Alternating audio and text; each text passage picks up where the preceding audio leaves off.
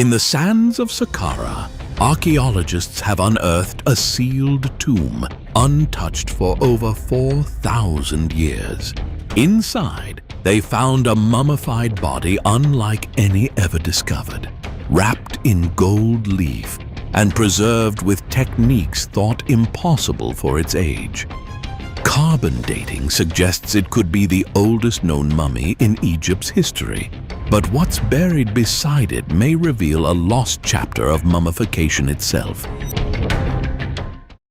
It began in early 2023, when a team led by renowned Egyptologist Dr. Zahi Hawass was excavating near the Step Pyramid of Djoser, the oldest pyramid in Egypt. The site had already yielded numerous shafts and burial chambers, but this one was different. Nearly 50 feet beneath the surface, they discovered a limestone door sealed with plaster, its hieroglyphs warning intruders of divine retribution. When the team finally broke through, cameras revealed a sight that left them speechless. A perfectly preserved sarcophagus carved from solid limestone, still sealed after 4,300 years. Inside lay the mummified remains of a man named Hekashepes, a high-ranking noble from the 5th dynasty, centuries before the age of Tutankhamun. But what stunned the researchers wasn't just the age. It was the fact that this mummy had been prepared using sophisticated preservation techniques long thought to have developed much later in Egyptian history.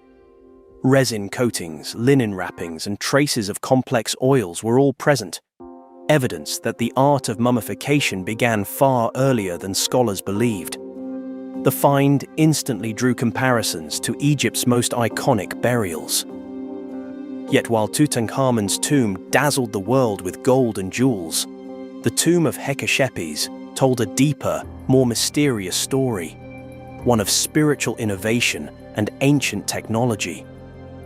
The mummy was found in a massive granite coffin that had been lowered into its chamber with astonishing precision, resting within a network of interconnected shafts. The walls around it bore no decoration, no inscriptions boasting of divine lineage, only silence and stone. But that silence spoke volumes. Nearby, the team uncovered a cluster of other shafts, one leading to a cache of over 100 sealed bronze statues of gods, including Osiris, Isis, and Anubis. Another contained a collection of ceramic vessels filled with traces of oils and resins, their chemical composition analyzed by the University of Cairo and found to include compounds not native to Egypt, suggesting trade networks stretching thousands of miles, possibly into the ancient Near East. The implications are staggering. This discovery suggests that the Egyptians were experimenting with mummification chemistry, ritual structure, and international trade centuries before the classic era of the New Kingdom. And perhaps more intriguingly, it hints that the earliest Egyptian priests already possessed an advanced understanding of preservation, chemistry, and even biology long before the science of anatomy was ever recorded. But there's something even more mysterious about this tomb. Ground-penetrating radar scans revealed a large, unexcavated chamber just beyond the burial shaft. Initial imaging suggests it contains additional sarcophagi, possibly belonging to members of a previously unknown family line connected to the pyramid builders themselves. If true, these burials could provide direct links between the early dynastic rulers and the workers who engineered Egypt's earliest monuments. Dr. Hawass described the find as the most complete Old Kingdom burial ever discovered. And with good reason. Not only was the mummy intact, but its placement indicated a level of ritual complexity thought impossible for that time. Even more astonishing was the presence of gold leaf fragments embedded in the wrappings, the earliest evidence of gilded funerary practices ever found in Egypt. Still, not everyone agrees on the interpretation.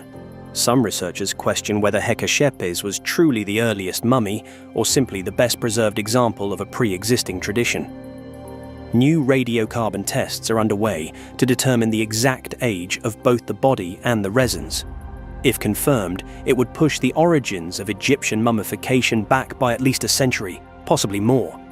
Yet the mystery goes deeper. As the excavation expanded, archaeologists found that the surrounding shafts led into a vast labyrinthine complex extending under Saqqara, a necropolis so ancient it predates the Great Pyramid itself. Within these tunnels lie dozens of unopened tombs, some showing signs of deliberate concealment. The architecture suggests a transitional period, a bridge between the era of mastaba tombs and the Great Pyramids. It's as if Saqqara served as a sacred testing ground for ideas that would later define the entire Egyptian civilization. Recent DNA testing on the mummy has revealed another surprise. The man's lineage appears to come from a previously unknown regional group, possibly from the Nile Delta. This challenges the idea that Egypt's earliest elites came exclusively from the south, hinting at a more complex cultural web of early Egyptian society. And in a shocking twist, microscopic analysis of the linen fibers suggests they were woven using methods unseen elsewhere in the ancient world, methods that would not appear again for nearly 1,000 years. If these findings hold true, Hekashepes may represent not just the oldest known mummy, but a missing link between Egypt's prehistoric past and its rise as the most advanced civilization of the ancient world. His burial may mark the point where magic, religion, and science first merged, when the Egyptians began to master the art of conquering death itself. The discovery of what may be the world's oldest mummy has already rewritten Egypt's history, but the story doesn't end there. Deep within the sands, another ancient tomb has finally been opened after lying sealed for over 4,000 years. What archaeologists found inside may reveal secrets untouched since the age of the pharaohs. Under the blazing Egyptian sun, archaeologists have just opened a tomb sealed for over 4,000 years. Inside is a chamber no human has entered since the day it was locked in the age of the pharaohs. What's inside could rewrite what we know about ancient Egypt and change our understanding of one of history's greatest civilizations. It began not with fanfare, but with an unassuming excavation on the edge of the Saqqara necropolis. Archaeologists were following the faint outlines of collapsed stone walls when they struck a passageway. Its entrance choked with rubble, its presence unmarked on any map. The shaft descended deep into the earth, each step carrying them closer to an age when the pyramids were still young. At the end lay a wall of limestone blocks, sealed with a mortar that had hardened like steel, and stamped with the royal cartouche of a name few had seen before. It was the signature of a ruler whose story had vanished from the records. The moment the final stone was pried free, the team was met with a silence so profound it felt almost deliberate. Their lights pierced the darkness, revealing painted walls still blazing with color, the pigments clinging to life after 4 millennia. Hieroglyphs danced in the beam, scenes of royal processions, offerings to the gods, and the journey through the underworld. One panel depicted the pharaoh standing before Osiris, the god of the afterlife, holding the Ankh, the symbol of eternal life. And then came the most startling discovery: the burial chamber itself, perfectly intact. The cedarwood sarcophagus, imported from the Levant, lay in the center, its lid carved with the serene face of the king. Around it, an astonishing array of artifacts lay exactly where ancient hands had placed them. Alabaster jars sealed with resin, gold amulets shaped like scarabs, and even trays of dried figs and bread prepared for the pharaoh's eternal feast. It was as though the man had been entombed yesterday, not during the Middle Kingdom. Recent scientific advances have given archaeologists a way to read such relics like never before. High-resolution 3D scanning captured every brushstroke on the painted walls before the slightest breeze could disturb the pigments. Residue analysis on the jars revealed traces of honey still sweet and perfumed oils whose scent lingered faintly in the air, a sensory bridge to a vanished world. Most astonishing of all, the linen wrappings inside the sarcophagus had not fully decayed. Using non-invasive imaging, researchers could see the contours of a mummified body without unwrapping it, preserving the pharaoh exactly as his priests had intended. But the tomb was more than a time capsule. It was a political statement. Inscriptions hinted at turbulent times, a drought that strained the Nile's bounty, border conflicts in the Sinai, and the rise of powerful provincial governors who challenged the crown. The pharaoh's choice of burial site, far from the grand royal pyramids, may have been an act of defiance or self-preservation, seeking eternal rest beyond the reach of courtly intrigue. The most haunting element, however, was a narrow stone chest sealed in pitch, found tucked into a recess in the chamber wall. Inside lay a set of scrolls written in a delicate hieratic script. Early translations suggest these were the king's personal reflections, a rarity in Egyptian archaeology. One fragment speaks of the weight of the double crown and the loneliness of ruling when even the gods seem silent. If authenticated, these writings could be among the earliest examples of royal introspection ever discovered. Opening the tomb has also reignited debates about ancient Egyptian engineering. The chamber's ceiling, constructed from massive granite slabs, shows no signs of collapse or shifting, proof of precision stonework that has endured earthquakes, floods, and the slow, crushing weight of time. Recent ground-penetrating radar surveys revealed a hidden ventilation system carved into the rock designed to preserve the air quality for the deceased. Such innovations are forcing scholars to reconsider the technological capabilities of the Middle Kingdom, often overshadowed by the more famous Pyramid Age. Yet for all the marvels, there is an inescapable sense of intrusion. The last person to see the inside of this tomb was likely a priest placing the final offering before sealing it forever. Now, after 4,000 years, we stand in that sacred space, our camera lights and measuring instruments replacing the flicker of oil lamps and the scent of incense. The ancient Egyptians believed that speaking the name of the dead kept their soul alive. With this discovery, the pharaoh's name, once lost, is spoken again.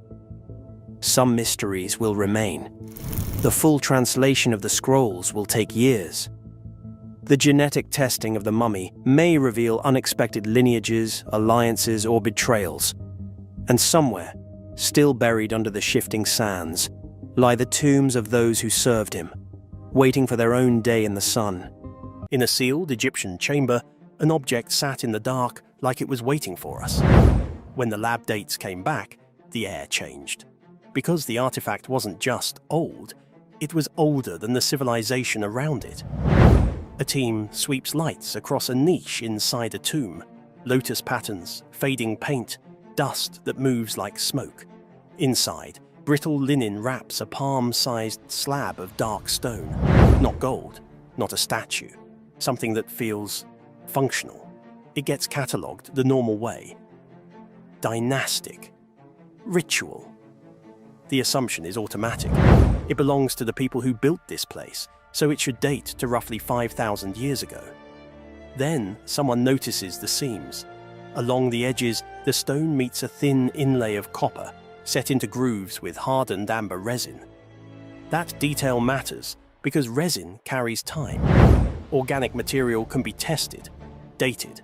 They take microscopic crumbs from a hidden corner and send them out, not to one lab, but two, because everyone knows what happens when a result threatens a timeline. The reports return, and the numbers refuse to behave. The resin does not match the tomb. It comes back far older, closer to 9,000 years before today. 2 different labs, 2 different runs, same unsettling window.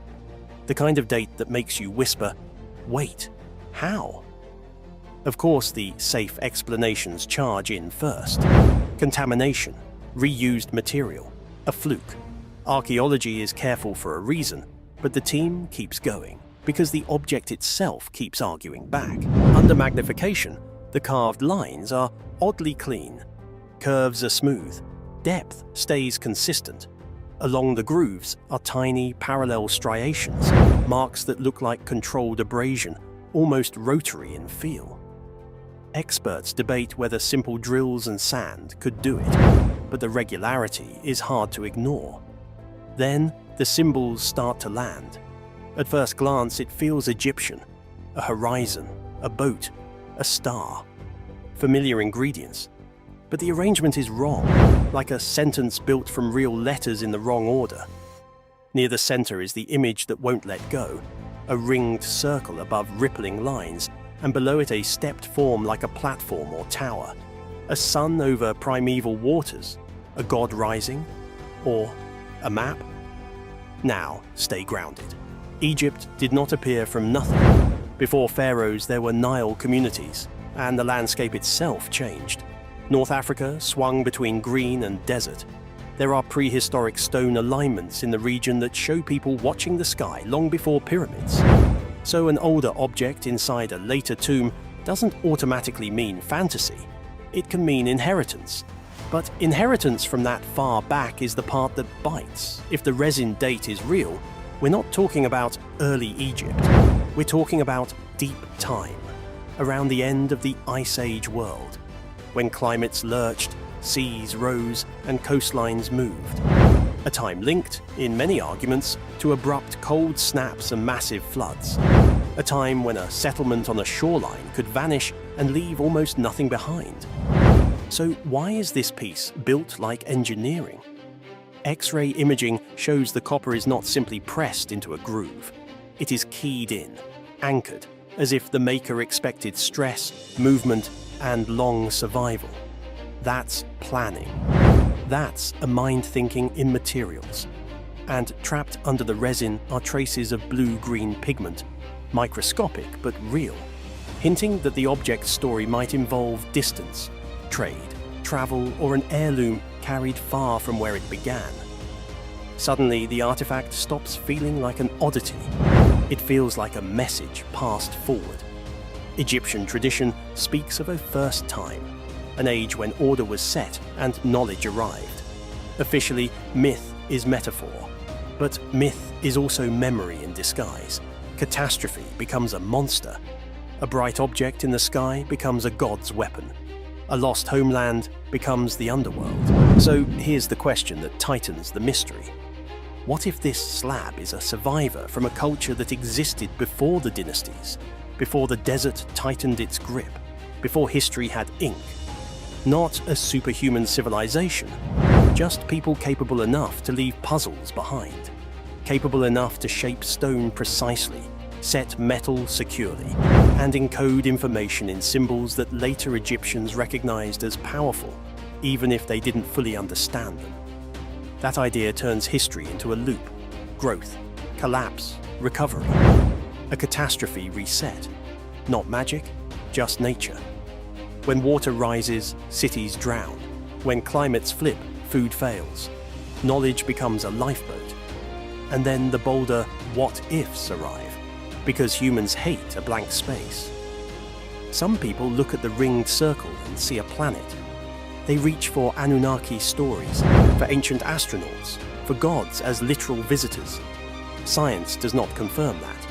But the fact that so many minds jump there tells you something. The evidence feels larger than the official frame. Here's the twist. You don't need aliens for this to be disturbing. You only need missing pages. Because deep time is ruthless. It can erase coastlines, bury cities, grind monuments into sand. It can leave you with one object and no context, like a bottle washed ashore from a shipwreck you can't find. The crew nicknames it the Black Seal. It sits under sterile light now, while the resin date keeps insisting on a deeper origin. The tool marks keep hinting at controlled technique. The symbols keep refusing a comfortable translation. And there's one last detail, almost cruel in its simplicity.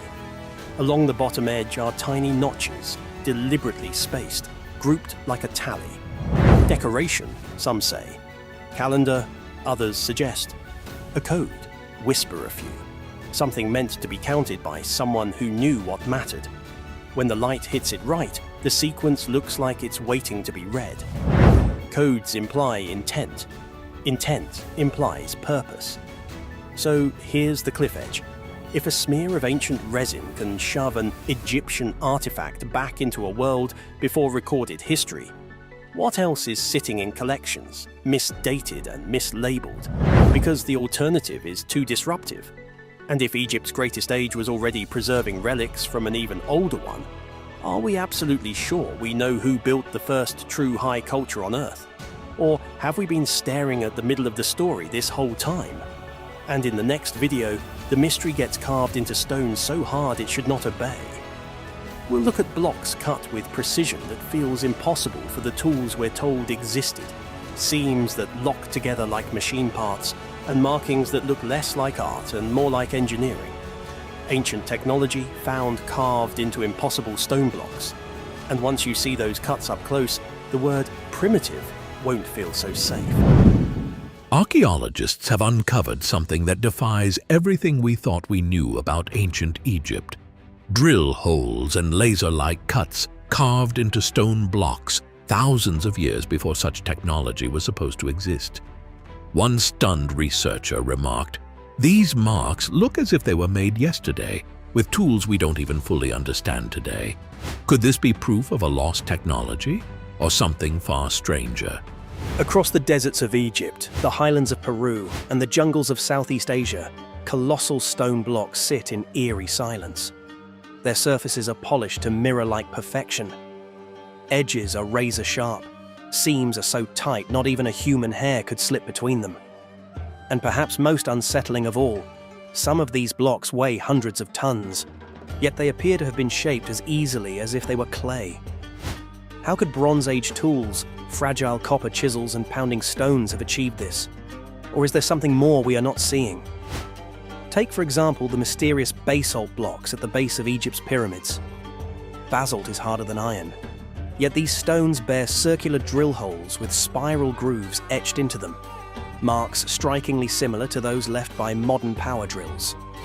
Egyptologists argue these were carved with primitive methods, but engineers examining the stones insist the evidence suggests something far more advanced, perhaps even rotary tools powered by methods we no longer understand. The wall that looks perfectly finished can be the oldest lie in the room, and in one Egyptian tomb, sealed since the New Kingdom, high-resolution 3D scanning exposed that lie, a hidden tunnel tucked behind solid stone, untouched for roughly 3,200 years. This wasn't discovered by smashing through plaster or guessing where a doorway might be. It was found the way you catch a counterfeit, by measuring what the human eye can't reliably judge. Laser scanning and photogrammetry can capture a tomb in obsessive detail, turning every surface into a precise digital twin. When that model is stitched together, millimeter by millimeter, the architecture stops being decoration and starts being evidence. And evidence has a way of betraying the builder's tricks. The first shock is how small the clues are. A seam that shouldn't line up, a patch of plaster with a slightly different skin, a flat plane that is almost flat, but not quite, like someone rushed to smooth it just enough to fool torchlight. In the heat of a tomb, by the flicker of ancient lamps, those differences vanish into shadow. In a 3D model, they stand out like bruises. Then the scans reveal something even more unsettling. The anomaly isn't random. It aligns with the tomb's internal logic, as if the visible rooms were the performance.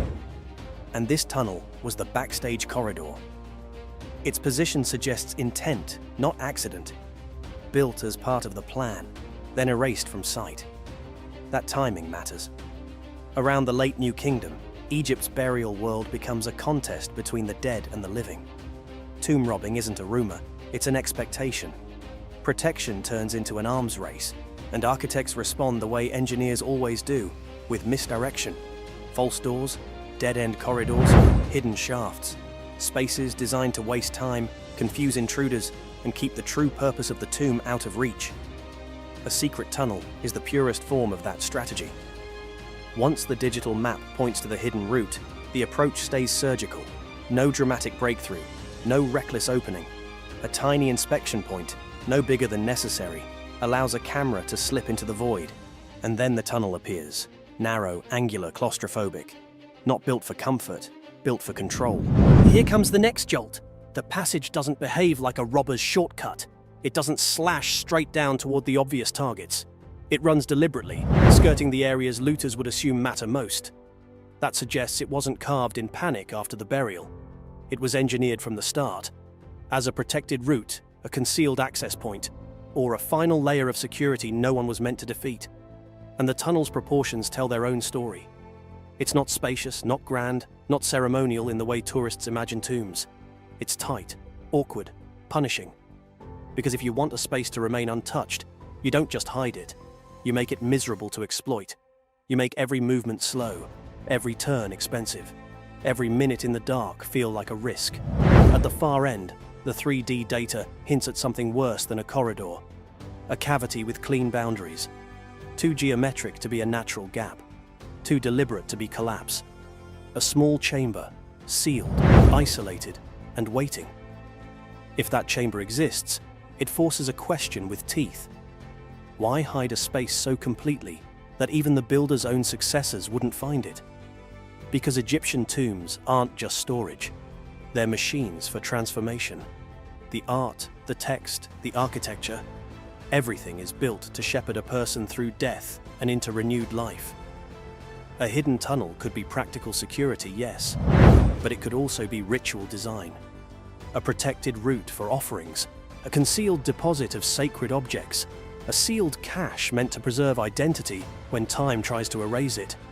And here's the twist that ruins the usual treasure fantasies. The most important things in a tomb aren't always the biggest or the most valuable. At the dawn of history, 2,500 years before Christ, an entire civilization gathered to build the greatest monuments on Earth. 13 million tons of solid rock, enough to build the city of London, were hauled across the deserts. Why?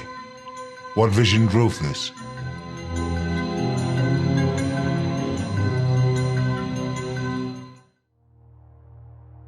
What if one of humanity's greatest monuments wasn't what we thought it was? As dawn breaks over the Sahara, the first rays of sunlight strike the limestone blocks of the Great Pyramid of Giza, igniting a golden glow that has captivated observers for over 4,500 years. We embark on a journey to delve into the mysteries concealed within this ancient wonder. Constructed around 2560 BCE, the Great Pyramid stands as a monumental testament to the ingenuity and ambition of the ancient Egyptians. Traditionally believed to be the tomb of Pharaoh Khufu, its sheer scale is astounding. Over 2 million stone blocks, some weighing as much as 15 tons, assembled with such precision that even a credit card cannot slip between them. To put its size into perspective, the pyramid covers an area large enough to house 5 soccer fields. Entering the pyramid, we navigate the descending passage, a narrow corridor stretching over 100 meters, comparable to the length of a football field. This passage is less than 1.5 meters high, compelling visitors to stoop as they proceed into the depths of the structure. It leads to the subterranean chamber, an unfinished room beneath the pyramid's base, roughly the size of a large 2-car garage, but with a ceiling so low it feels like the earth is pressing down upon you. The rough, unadorned walls suggest either an abandoned project or a deliberate enigma left by the builders. Ascending back, we find the ascending passage, steep and confined, like climbing the aisle of a sharply tilted airplane. This corridor guides us toward the Grand Gallery, a breathtaking passageway as tall as a 7-story building and half a football field long. Walking through it feels akin to standing inside a colossal stone cathedral, the walls angling inward as if to draw your gaze upward toward the heavens. From the Grand Gallery, a horizontal passage takes us to the Queen's Chamber. This room, similar in size to a spacious master bedroom with a vaulted ceiling, holds more questions than answers. In 1993, a robotic explorer named Upuaut Sekou ventured into the chamber's so-called air shafts, narrow tunnels no wider than a grapefruit. The robot discovered a limestone door with copper handles, known as Gantenbrink's door. Behind it lay another door, and beyond that, uncertainty.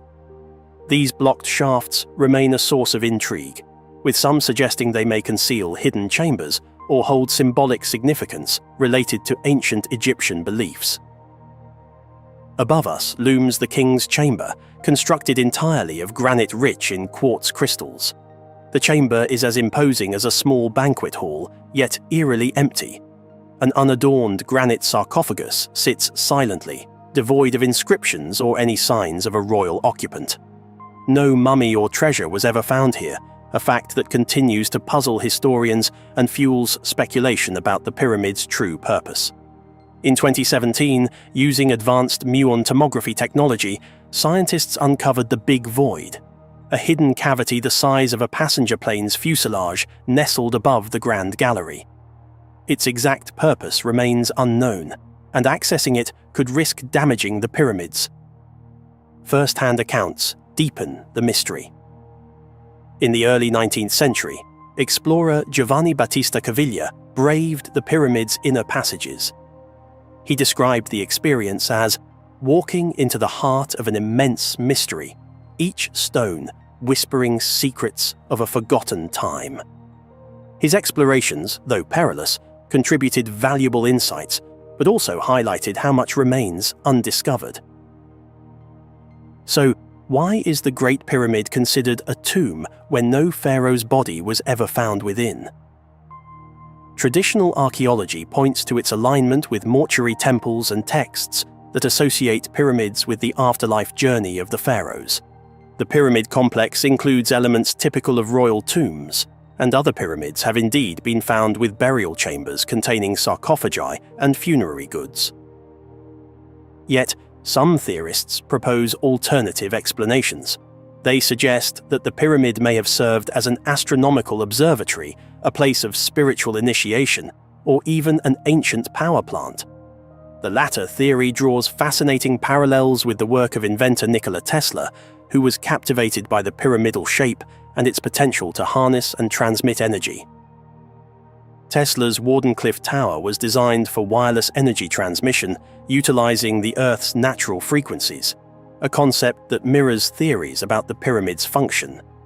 The use of granite in the king's chamber, with its piezoelectric properties due to quartz crystals, leads some to speculate that the pyramid could generate energy through the Earth's vibrations or the flow of underground water.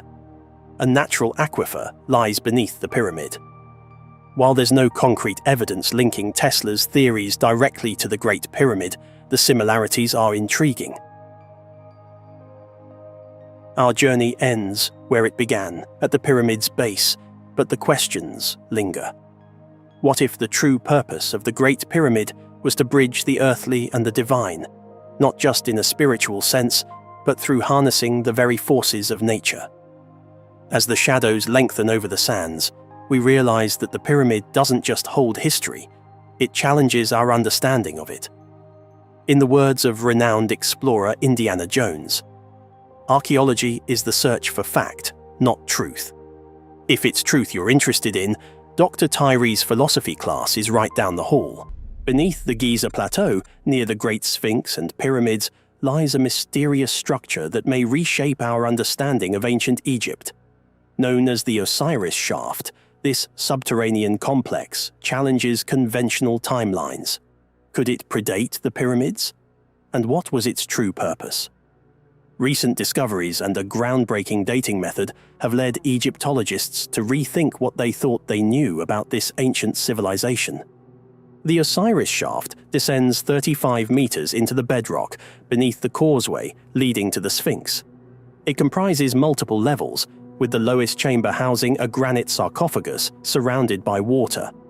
This chamber is sometimes referred to as the Tomb of Osiris. But what exactly was this structure intended for? Its purpose remains shrouded in mystery, with no clear answers in sight. One of the most intriguing aspects of the Osiris Shaft is the unusual material used in one of the sarcophagi. Egyptologists discovered a stone unlike anything previously found in Egypt. How did it end up here, deep in the bedrock? Even stranger, the structure itself seems to have been designed without easy access in mind. There are no steps or ladders leading down to its depths.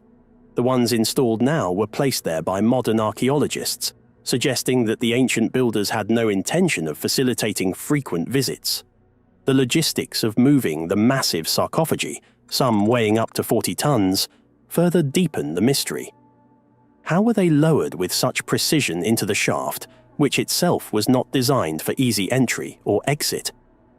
The precision required to lower these gigantic objects without error suggests a technological ability that we do not fully understand. One sarcophagus found on the second level was particularly remarkable. It was covered in a thin film of bitumen, with a metallic coating beneath it. This metal, containing elements like lead and zinc, is puzzling. Why use a metallic coating inside a sarcophagus? Lead, in particular, raises questions, as it is known today for its use in radiation shielding. Could the ancient Egyptians have been aware of this? Moreover, measurements showed unusually high levels of gamma radiation inside the sarcophagus, further hinting at a function beyond burial. The method used to date one of these sarcophagi, called optical thermoluminescence, measures the last time the stone was exposed to light. The results suggested a date as far back as 3,350 BCE, centuries before the accepted construction dates of the pyramids. This implies that the Osiris shaft could predate the pyramids and the earliest dynasties of Egypt. What's even more curious is the material of one sarcophagus, dacite, an igneous rock not found anywhere in Egypt. In fact, after consulting with geologists, it was confirmed that there are no significant dacite deposits in Africa large enough to produce a sarcophagus of this size. This means the stone was transported from outside the continent, perhaps from Europe or the Black Sea. The logistics of transporting a 40-ton block of stone across seas and deserts remains a mystery. Why didn't the builders use locally sourced granite or basalt, which would have been far easier to acquire? This discovery challenges long-standing views on ancient Egypt's chronology. The dating method used reveals a time well before the pyramids, offering a glimpse into a distant past. Could the Osiris shaft represent the work of a forgotten civilization, one whose achievements have been lost to time? As we explore the depths of the shaft, more questions emerge. Was the shaft's design deliberate, meant to preserve the dead using unknown methods? Could the high radiation levels within the sarcophagi have played a role in ancient preservation techniques? The builders of this structure may have known things we have yet to uncover. As archaeologists delve deeper into the Osiris shaft, they challenge established notions of ancient Egypt. On the third and deepest level, a stone island surrounded by water holds yet another granite sarcophagus. This time, the sarcophagus is made of granite, a material more common in Egyptian structures. However, its location deep underground and surrounded by water raises further questions. This sarcophagus dates to around 2370 BCE, placing it in the Old or Middle Kingdom. Interestingly, the design of the third level seems to be a later addition to the shaft, suggesting the site may have been used and modified over centuries. If true, this means the Osiris shaft was considered important long before the time of the pyramids. One of the most intriguing features of the third level is the water system. A meticulously shaped canal surrounds the chamber, and the water level appears to be maintained at a precise depth. How did the builders engineer such a system over 100 feet underground? The bedrock in this area is solid, making natural water leaks unlikely. This suggests that the builders tapped into a hidden water source, possibly through an underground channel or spring. At the Osirian, another ancient Egyptian site, similar subterranean water channels have been discovered, indicating that the ancient builders had advanced knowledge of hydroengineering. Water was often seen as a source of life and regeneration, and its presence in the Osiris shaft may have had symbolic significance in ancient rituals related to death and rebirth. This brings us to the connection between the shaft and Osiris, the Egyptian god of the dead and the underworld. According to myth, Osiris was resurrected in a sarcophagus placed on an island surrounded by water. The third level of the shaft closely mirrors this imagery. Could the builders have been trying to replicate the tomb of Osiris? Or was this part of a deeper religious practice? Oddly, the sarcophagi found in the Osiris shaft are devoid of inscriptions, which is unusual for ancient Egyptian tombs. This absence of hieroglyphs has led some scholars to suggest that these sarcophagi were not intended for traditional burials, but served a different, perhaps secretive, purpose. Adding to the mystery, researchers detected significant levels of radiation inside the sarcophagi. Combined with the lead coating found on the second level, this suggests that the sarcophagi might have had an advanced preservative function, something we do not yet fully understand. Deep beneath the sands of Egypt, archaeologists uncovered a sealed burial shaft, untouched for over 4,000 years. Inside, not gold, not mummies, but ancient scrolls written in a language older than any pyramid. What they reveal completely rewrites how the Egyptians prepared their dead for the afterlife. Hidden rituals, forbidden knowledge, and a forgotten chapter of Egypt's spiritual history are now coming to light. It began in 2024, when a joint Egyptian-German expedition was excavating near the Pyramid of Teti, one of the earliest pyramids to contain the famous pyramid texts. During the dig, the team discovered a vertical shaft plunging nearly 60 feet into the bedrock. At the bottom lay a sealed limestone chamber. When they opened it, they found a burial untouched since the Old Kingdom, and beside the sarcophagus, a bundle of papyrus scrolls bound in linen and resin, preserved by the dry desert air. Radiocarbon dating confirmed the unbelievable. These scrolls are over 4,300 years old, older than any complete papyrus ever found in Egypt. Yet their contents were even more shocking. Instead of the familiar funerary texts that guided the deceased through the underworld, these scrolls contained detailed instructions for rituals involving light, sound, and geometry, words that seemed to describe the manipulation of energy rather than mere prayer. One passage speaks of awakening the Ka through the resonance of stone, while another mentions the breath of Ra moving through the chambers of rebirth. At first, scholars assumed the phrases were purely symbolic, poetic metaphors typical of Egyptian religious texts. But when the scrolls were translated more completely, their precision became undeniable. They included mathematical notations, star alignments, and diagrams showing the orientation of tomb chambers to specific constellations. One section even appears to detail how limestone, granite, and certain resins could be used together to preserve the voice of the dead. This discovery has sent shockwaves through Egyptology. It suggests that the ancient Egyptians understood acoustics, material science, and astronomy in ways far more advanced than previously believed. Dr. Salima Ikram of the American University in Cairo called the find the most important textual discovery since the Dead Sea Scrolls, adding that it bridges the gap between ritual, science, and architecture in a way we've never seen before. The burial shaft itself adds to the mystery. The sarcophagus belonged to a high priest named Neferhotep, a title that translates to perfect in peace. His body was found wrapped in linen containing rare mineral pigments and gold leaf.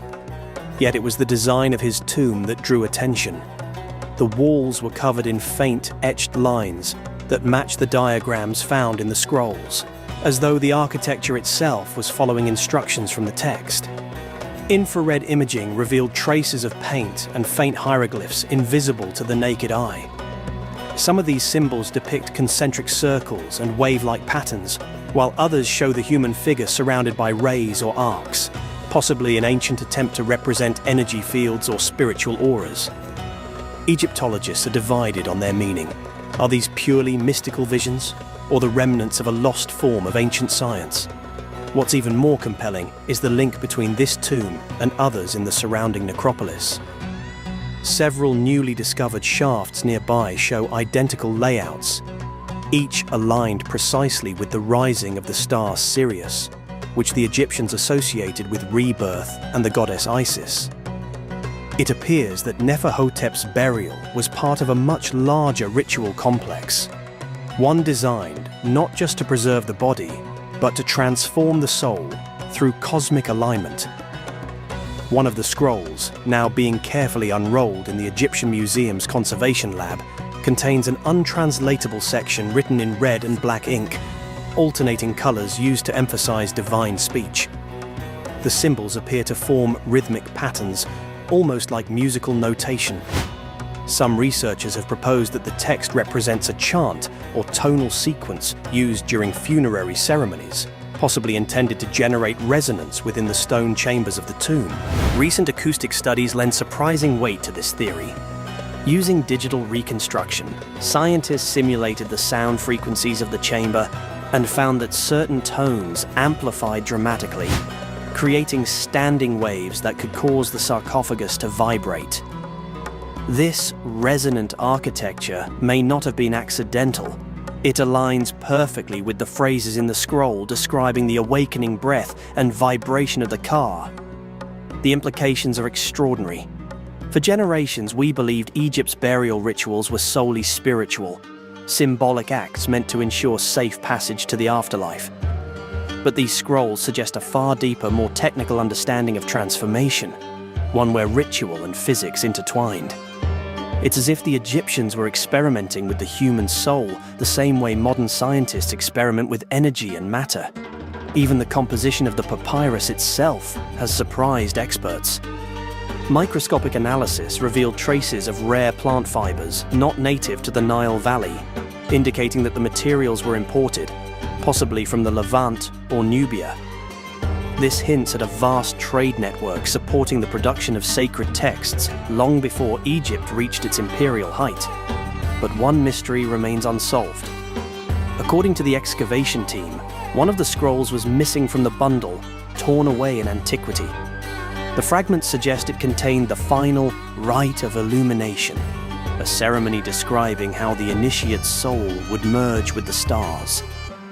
Some believe that missing scroll may lie in one of the unexcavated shafts nearby, still waiting to be found. The ancient scrolls discovered within Egypt's burial shaft have rewritten what we thought we knew about the rituals of the dead. But the Valley of the Kings holds an even greater mystery. Tomb KV62, sealed for over 3,000 years, guarding secrets untouched since the age of Tutankhamun. Join me as we uncover what this legendary tomb has kept hidden for millennia. Beneath the scorched sands of Egypt's Valley of the Kings lies a secret that refused to die.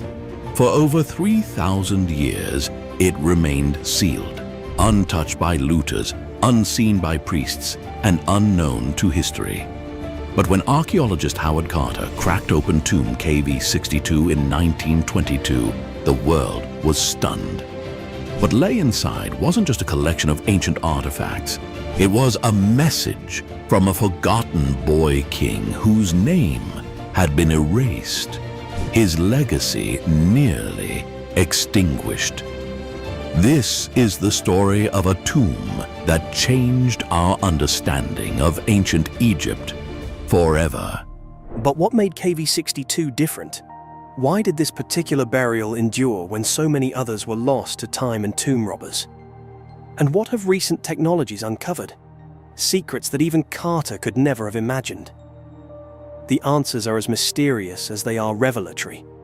It all began with a whisper, a hint in dusty records that one tomb had been missed. In the early 20th century, the Valley of the Kings was considered nearly exhausted. Dozens of tombs had been discovered, catalogued, and in many cases looted long before modern archaeology. But Carter was convinced there was one more, a minor pharaoh, a forgotten ruler. He kept digging year after year, until on November 4th, 1922, a water boy tripped on a stone step buried beneath rubble. That moment triggered the most extraordinary find in archaeological history. Tomb KV62 wasn't grand from the outside. No towering colonnades, no massive statues. Just a sealed doorway deep under the ground. But inside, time had stood still. The antechamber was packed. Golden beds shaped like divine animals, gilded chariots, ceremonial weapons, and intricately painted boxes. But the real treasure was deeper still, the sealed burial chamber. Within it lay 3 nested coffins. The innermost was solid gold, and inside, resting in death much as he did in life, was Tutankhamun. A boy who had become king at just 9 years old, ruling during one of Egypt's most tumultuous periods. But who was Tutankhamun? And why was his tomb so modest compared to other pharaohs? That's where the mystery deepens. Tutankhamun ruled during the 18th dynasty, an era dominated by religious upheaval. His father, the heretic king Akhenaten, had attempted to dismantle Egypt's entire pantheon in favor of a single deity, the Aten. When Tutankhamun ascended the throne, he reversed these reforms, restoring the traditional gods and the capital city of Thebes. But he died young, around age 18, and it seems his tomb was a hurried affair, likely built for someone else and repurposed at the last minute. And that's precisely what may have saved it. Because it was small, tucked away, and quickly buried by debris from subsequent tombs, looters passed it over. While nearly every royal burial in the valley was ransacked in antiquity, KV62 escaped notice, hidden in plain sight. But the tomb wasn't completely intact. The antechamber had been broken into twice in ancient times, yet both attempts seemed rushed. The inner burial chamber remained sealed. The greatest prize, Tutankhamun himself, was undisturbed. Recent CT scans and DNA analysis have added haunting new details to the story. Tutankhamun suffered from a series of congenital disorders, likely due to royal inbreeding. His foot was deformed and he walked with a cane. In fact, over 130 walking sticks were found in the tomb. He had malaria, a fractured femur, and signs of multiple infections. It's possible his death was the result of an accident combined with illness. Not a glorious battlefield end, but a slow, tragic decline. And yet, the treasures buried with him defy his modest legacy. A dagger forged from meteorite iron, a golden mask inlaid with lapis lazuli and obsidian, thrones carved with images of a young pharaoh embraced by his queen, Ankhesenamun. These artifacts whisper stories of devotion, power, and divine authority. In death, Tutankhamun became immortal, not as a mighty conqueror, but as a symbol of rediscovered wonder. But even a century after its discovery, KV62 continues to reveal new secrets. In 2015, radar scans suggested the possible existence of hidden chambers behind the tomb walls. Theories exploded. Could Queen Nefertiti, Akhenaten's queen and perhaps Tutankhamun's mother, lie just beyond a sealed partition? Could KV62 be only part of a larger, more elaborate royal complex?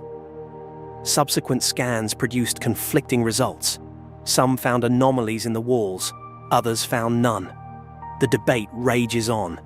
Egyptologists remain divided. The Egyptian Ministry of Antiquities has continued to investigate, but no definitive chamber has yet been revealed. And still, the tomb keeps its silence. Yet the very idea that more may lie behind those walls is tantalizing, because KV62 is a paradox. It is both a final resting place and a beginning. Its discovery sparked a renewed global fascination with Egyptology. It redefined how we understand ancient burial practices, dynastic politics, and the lengths the ancients went to preserve their dead for eternity. And Tutankhamun, once a footnote in history, became a global icon. But perhaps the greatest secret KV62 holds is not physical at all. It is the reminder that history can still surprise us, that even after millennia, the earth can whisper long-forgotten names, that glory, immortality, and memory often outlast empires, and that the desert still guards its mysteries, waiting for the curious, the patient, and the bold to uncover them. In the stillness of the Valley of the Kings, beneath layers of time and silence, KV62 remains. A tomb, a time capsule, a testament. What else lies beneath our feet, waiting to rewrite history? KV62 stunned the world with its secrets sealed in darkness for over 3,000 years. But that was just one tomb. Deep beneath Egypt's sands, a recently uncovered tunnel has led Egyptologists to something even more bewildering. A hidden network of tombs, and a discovery no one saw coming. What they found defies every expectation. There's something called the Osiris Shaft, which is located directly under the causeway between the Sphinx and the Second Pyramid. It goes about 100 feet underground. It's carved out of the limestone bedrock. It's the creepiest place I've ever been in my life. It's disturbing. There's 3 different shafts, and you go down, and here's where it gets, this is the crazy part. When you get to the 3rd level, which is completely dark and freaky, there was a side tunnel. Zahi Hawass himself, there was a documentary, went down there, and he's standing in front of this tunnel that went sideways, and he says, it's yet to be explored, and I don't know what's down there, but Joe, they've since sealed it up. It's like cinder blocks, he sealed it up. What? Yes! There are things that have gone underground in Egypt that, for whatever reason, Joe, is just off limits to the public.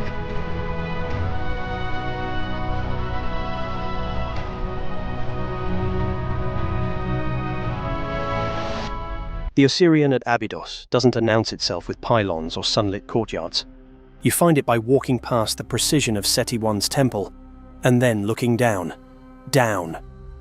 A stone-lined descent drops into a monument sunk below the surrounding desert, as if the ground was peeled back to expose something older, heavier, and hard to summarize. Its plan is blunt and deliberate. A long passage runs inward for roughly 70 meters, turns, and arrives at a rectangular chamber built like a sealed vault. At the center sits a raised platform, the island, surrounded by a deep channel that holds water. Around that island stand 10 massive red granite pillars, squared and heavy, positioned with a regular rhythm that makes the room feel engineered rather than embellished. The walls are stacked from enormous blocks, and the roof spans the chamber with stone that looks built for permanence rather than display.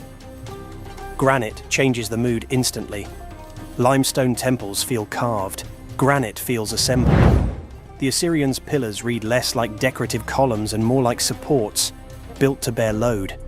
The air is cooler and damp, because this monument lives where groundwater can rise.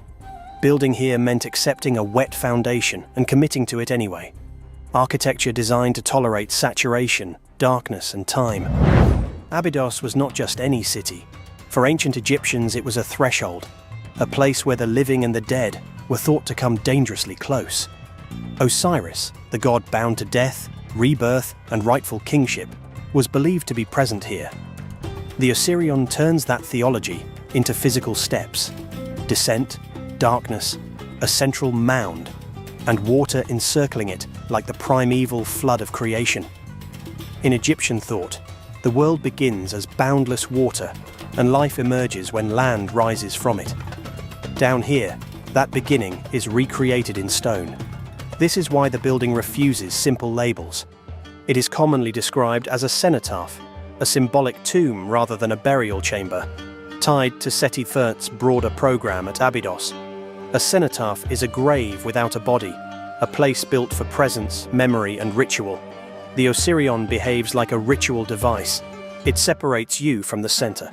It slows you down. It turns stone, water, and silence into a sequence. And the sequence was not meant for casual visitors. Abydos hosted the mysteries of Osiris, ceremonies in which death and restoration were performed, retold, and made emotionally real. The Osirion's sunken passage and sealed core feel built for controlled drama, a movement from daylight certainty into underworld uncertainty, then toward a central space that suggests renewal without offering an easy explanation. Its style also keeps provoking arguments about age. It sits within Seti I's sacred complex, yet its megalithic confidence feels older than the refined New Kingdom world above it. Some compare its blocky mass to earlier dynastic monuments. Others point to something equally Egyptian, deliberate imitation of antiquity. If a king wants to be eternal, he builds in a language that feels eternal. Oversized blocks, minimal ornament, forms that look as though they were waiting in the earth for him to claim. Ancient writers noticed that Abydos hid watery, subterranean features. Modern excavation began in the early 20th century, and the work was less about uncovering glittering objects than about cutting down into a buried architecture that resisted the surface world. The Osirion was not found so much as excavated out of the ground like a submerged mechanism being carefully exposed. The water remains the strangest collaborator. Sometimes the channel is dry, sometimes it gleams. Either way, it turns the central platform into an island you can't casually cross, enforcing separation. It also transforms sound. Footsteps soften, Voices drop. You instinctively lower your volume, as if the building is listening. In a culture that imagined the afterlife as a real geography with gates and hazards, enforced distance may have been the point. The Osirion doesn't just symbolize the underworld. It makes your body act like you've entered it. Look closer, and the machine impression becomes a product of choices. The builders favored right angles, hard edges, and repeated units, the way an engineer repeats beams in a bridge. The channel is not a flourish. It is a boundary and a control feature, collecting water and keeping the island isolated. Even the route in is controlled. The corridor narrows your focus, then the chamber opens abruptly, as if revealing a core. In side rooms and passages, inscriptions and carved names link the monument to royal purpose and divine identity, anchoring the megalithic silence to a specific sacred program. Granite also carries geography. This stone had to be quarried far to the south and hauled north, then lowered into a pit and fitted with close tolerances.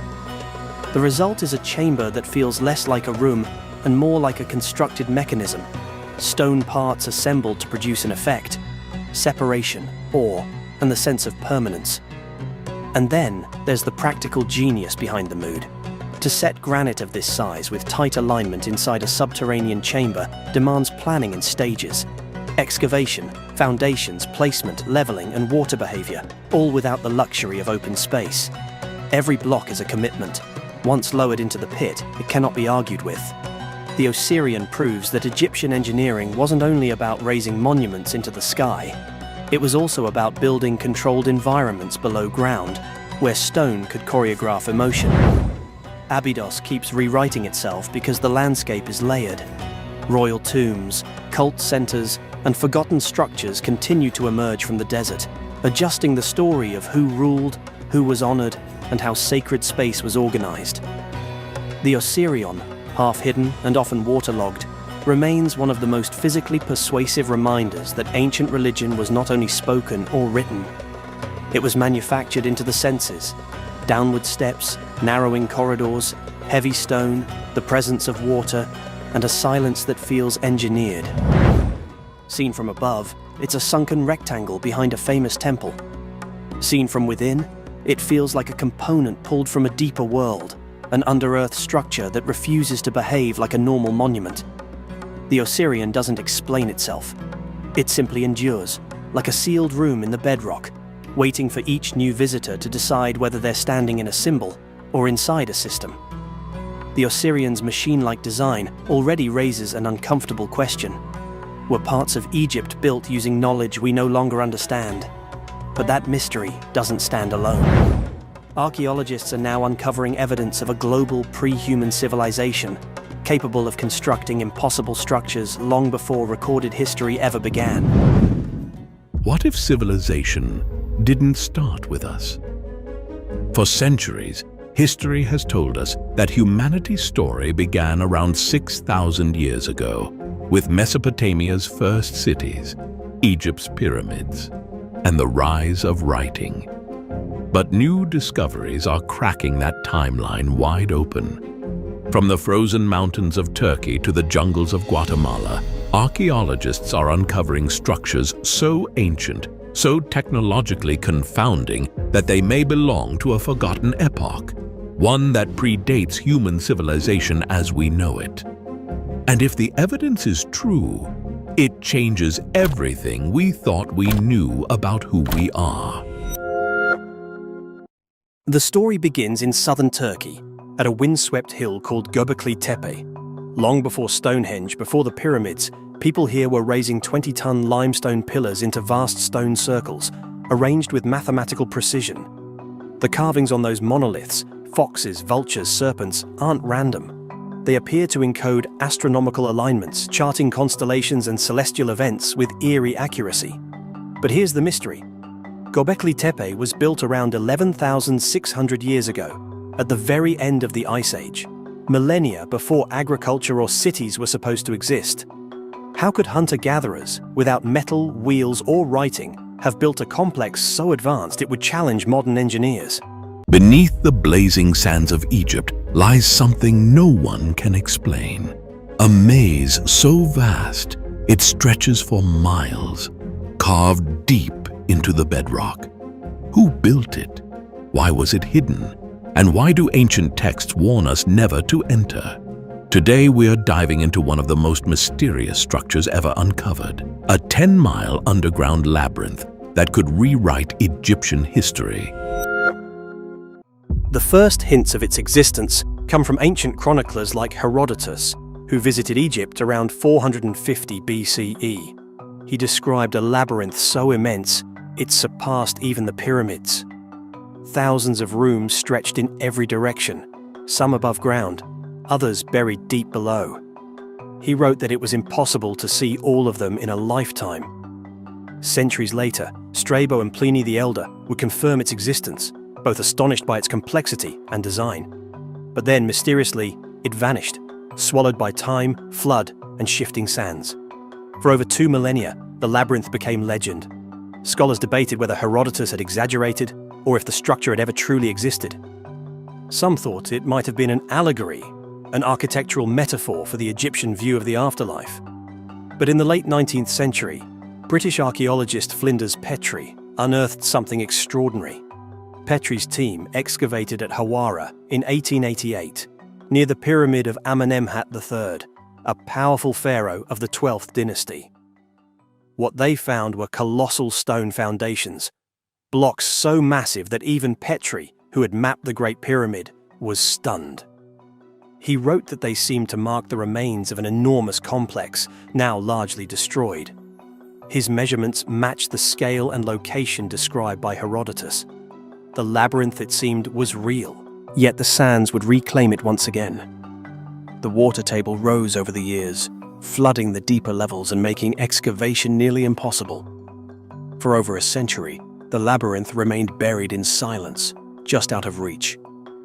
But in the 21st century, the story took a shocking turn.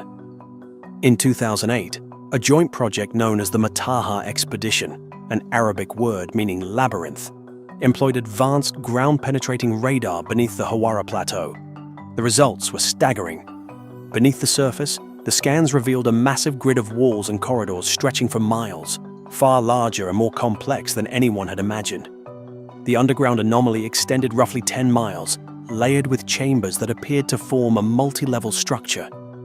The data supported what the ancients had described, a labyrinth buried in stone and sand. But what was its purpose? The prevailing theory among Egyptologists links the labyrinth to Pharaoh Amenemhat III himself, whose reign marked the golden age of the Middle Kingdom. Some believe the structure served as a grand mortuary temple, an administrative and ceremonial hub that managed the affairs of Egypt's provinces and honored the dead. Each chamber might have represented a different nome or district of Egypt, echoing the pharaoh's control over his vast land. Others believe it served a far deeper role, a sacred archive, a vault for texts and relics that preserved Egypt's most guarded knowledge. This idea gains weight from a tantalizing connection to the Hall of Records, a legendary chamber said to contain the wisdom of the lost civilization of Atlantis, supposedly hidden beneath the sands of Egypt.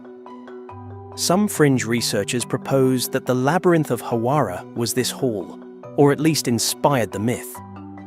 While mainstream archaeology dismisses this theory as speculative, the coincidence is haunting.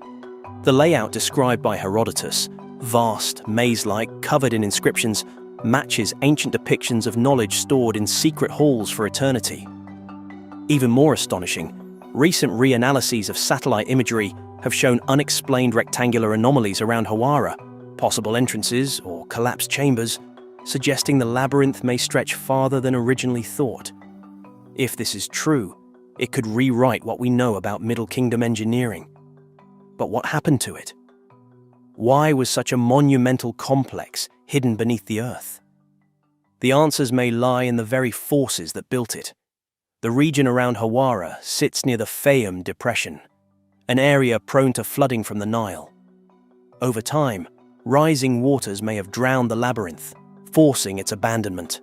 Later generations, scavenging for stone, likely dismantled its upper levels, leaving only the submerged foundations. By the time Herodotus arrived, the structure was already ancient, and by the Roman era, it was little more than a ruin. Still, the mystery endures. Despite overwhelming geophysical evidence, the Egyptian government has yet to authorize full excavation of the site. Some speculate that the labyrinth lies beneath modern villages or fragile ecosystems. Others suggest that revealing it could endanger invaluable cultural layers above. And yet, the deeper question remains. If the labyrinth truly holds inscriptions of all the deeds of Egypt, as Herodotus claimed, what knowledge lies sealed beneath the sand? Imagine walking through corridors carved over 3,800 years ago. Walls once alive with color, hieroglyphs detailing dynasties long forgotten, chambers filled with the relics of gods and kings. Somewhere beneath the desert floor, that world still exists, waiting. The labyrinth of Hawara may not just be a lost structure, it could be the missing link between myth and history. It bridges Egypt's golden age and the roots of its mysterious spiritual legacy. For now, it sleeps in the dark, preserved by time itself. But one day, when the sands shift and technology finally allows us to peer deeper, we may uncover the answers to one of humanity's oldest enigmas. The question of who built Egypt's 10-mile underground labyrinth still haunts archaeologists. But the deeper we look, the more impossible the evidence becomes. Across these ancient sites, stone blocks carved with precision far beyond their time reveal traces of a lost technology. Join me as we uncover the mysterious craftsmanship that continues to defy modern understanding. Archaeologists have uncovered something that defies everything we thought we knew about ancient Egypt. Drill holes and laser-like cuts carved into stone blocks thousands of years before such technology was supposed to exist. One stunned researcher remarked, "These marks look as if they were made yesterday, with tools we don't even fully understand today. Could this be proof of a lost technology, or something far stranger?" Across the deserts of Egypt, the highlands of Peru, and the jungles of Southeast Asia, colossal stone blocks sit in eerie silence. Their surfaces are polished to mirror-like perfection. Edges are razor-sharp. Seams are so tight not even a human hair could slip between them. And perhaps most unsettling of all, some of these blocks weigh hundreds of tons, yet they appear to have been shaped as easily as if they were clay. How could Bronze Age tools, fragile copper chisels and pounding stones have achieved this? Or is there something more we are not seeing? Take, for example, the mysterious basalt blocks at the base of Egypt's pyramids. Basalt is harder than iron, yet these stones bear circular drill holes with spiral grooves etched into them, marks strikingly similar to those left by modern power drills.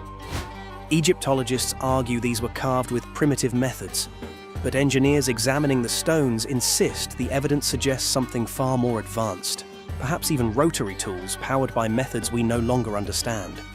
And Egypt is only the beginning.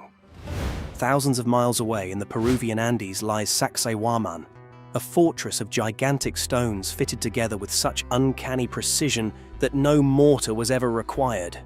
The blocks are polygonal, each one cut with dozens of angles, yet they lock into each other like a three-dimensional puzzle. Modern stonemasons admit that reproducing such seamless joins on this scale would be a nightmare, even with computer modeling and laser-guided cutters. But the builders of Sacsayhuaman achieved it centuries before the Inca themselves, raising the haunting question, who taught them this craft?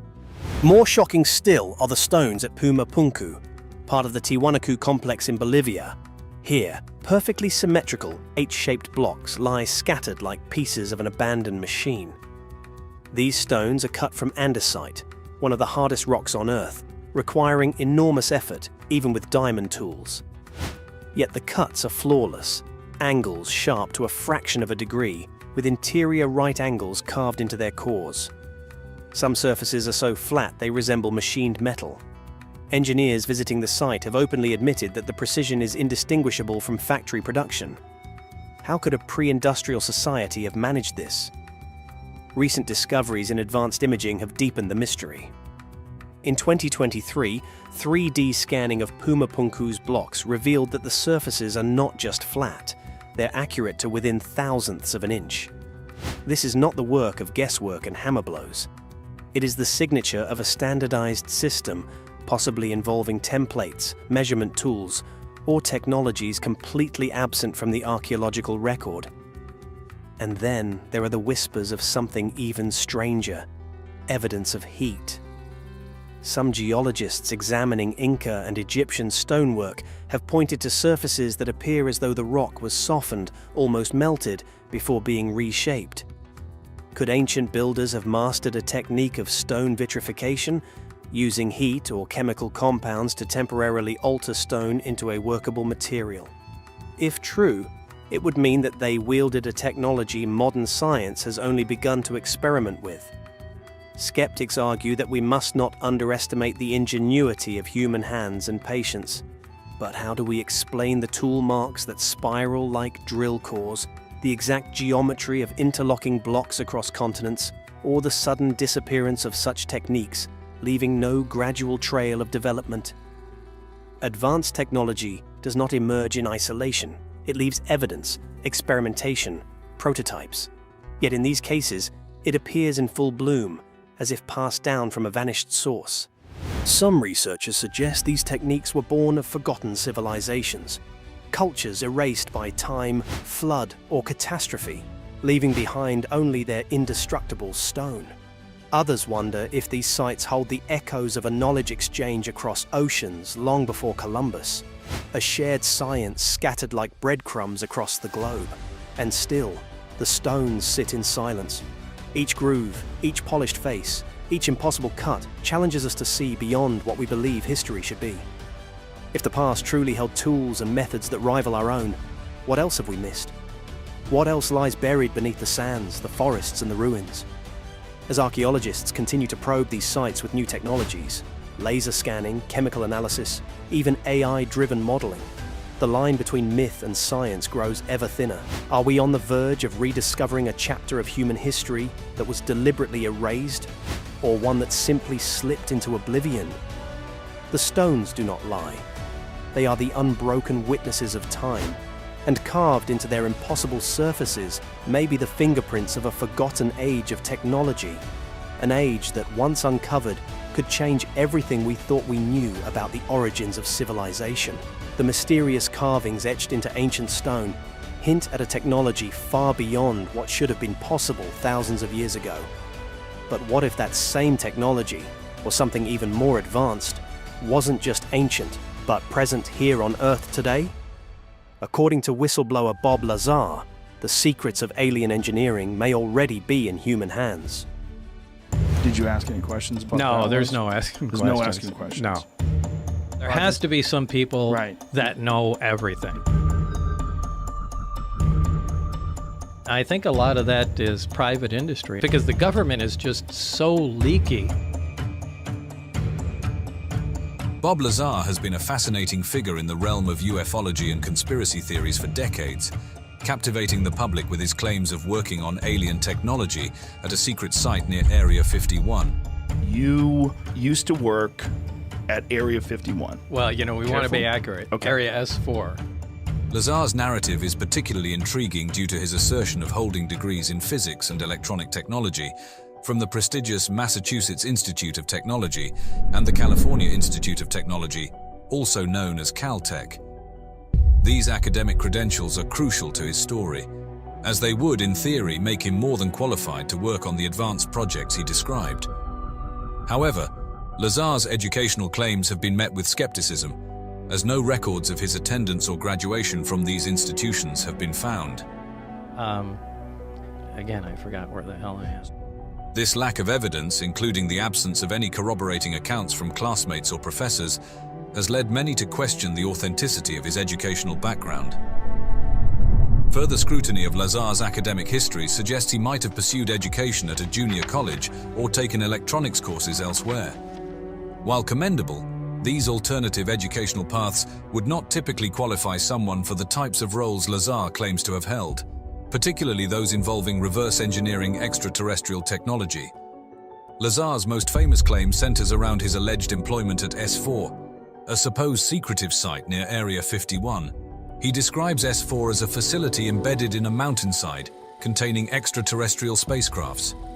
According to Lazar, His work focused on understanding and replicating the craft's advanced propulsion technologies, which he claims were powered by element 115, also known as moscovium, a then unknown element. Despite the detailed nature of Lazar's descriptions, the US government and military have consistently denied the existence of a facility like S4 and any employment of Lazar in projects involving extraterrestrial technology.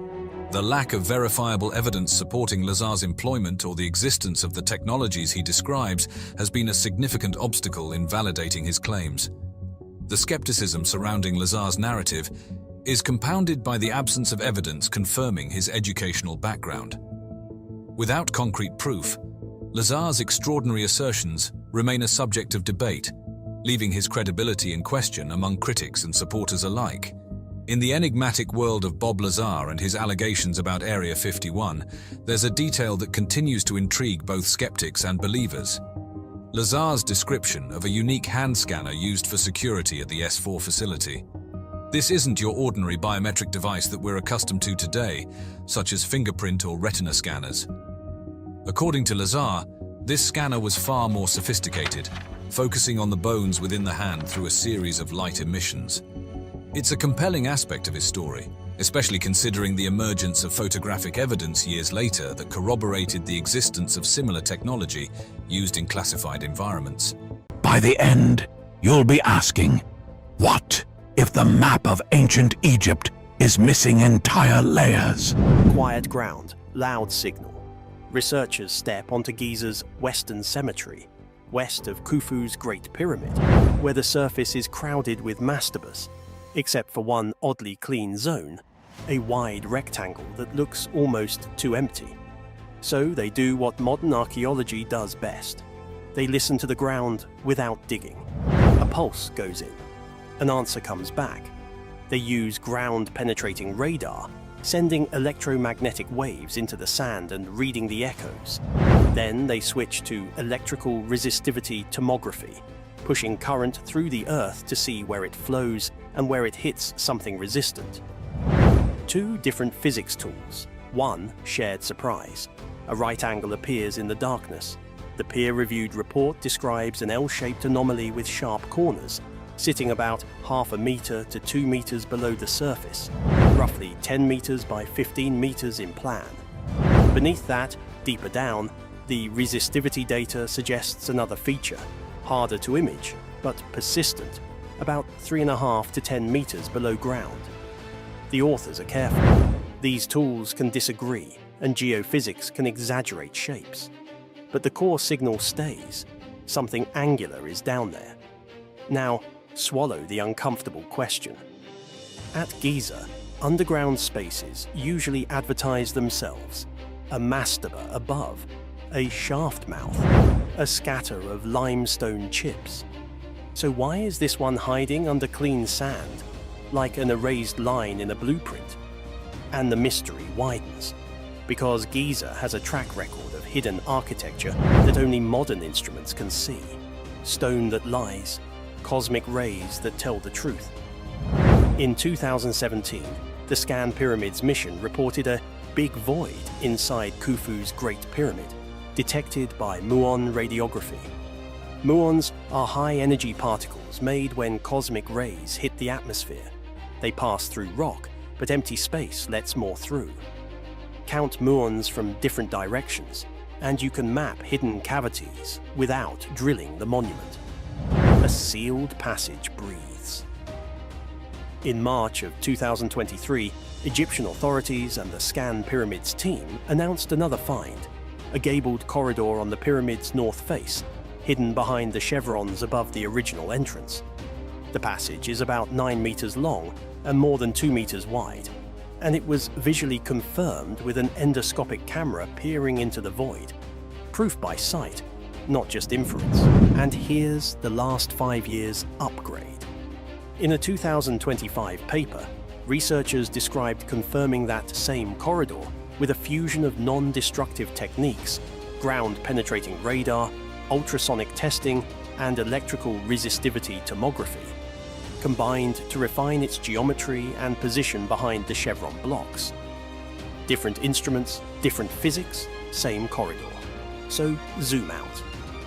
Beneath the plateau, an unexplained L shape where the surface shows no monument.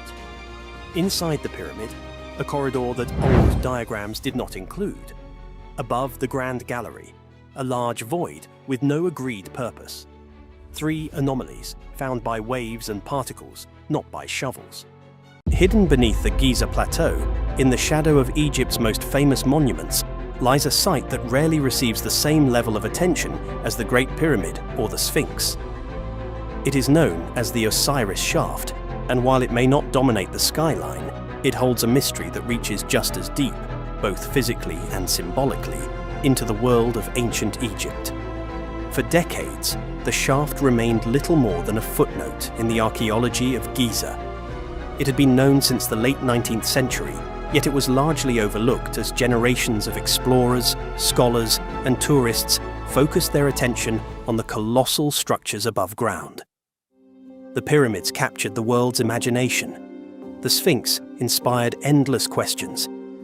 And beneath them, cut into the limestone bedrock, the Osiris Shaft waited in silence.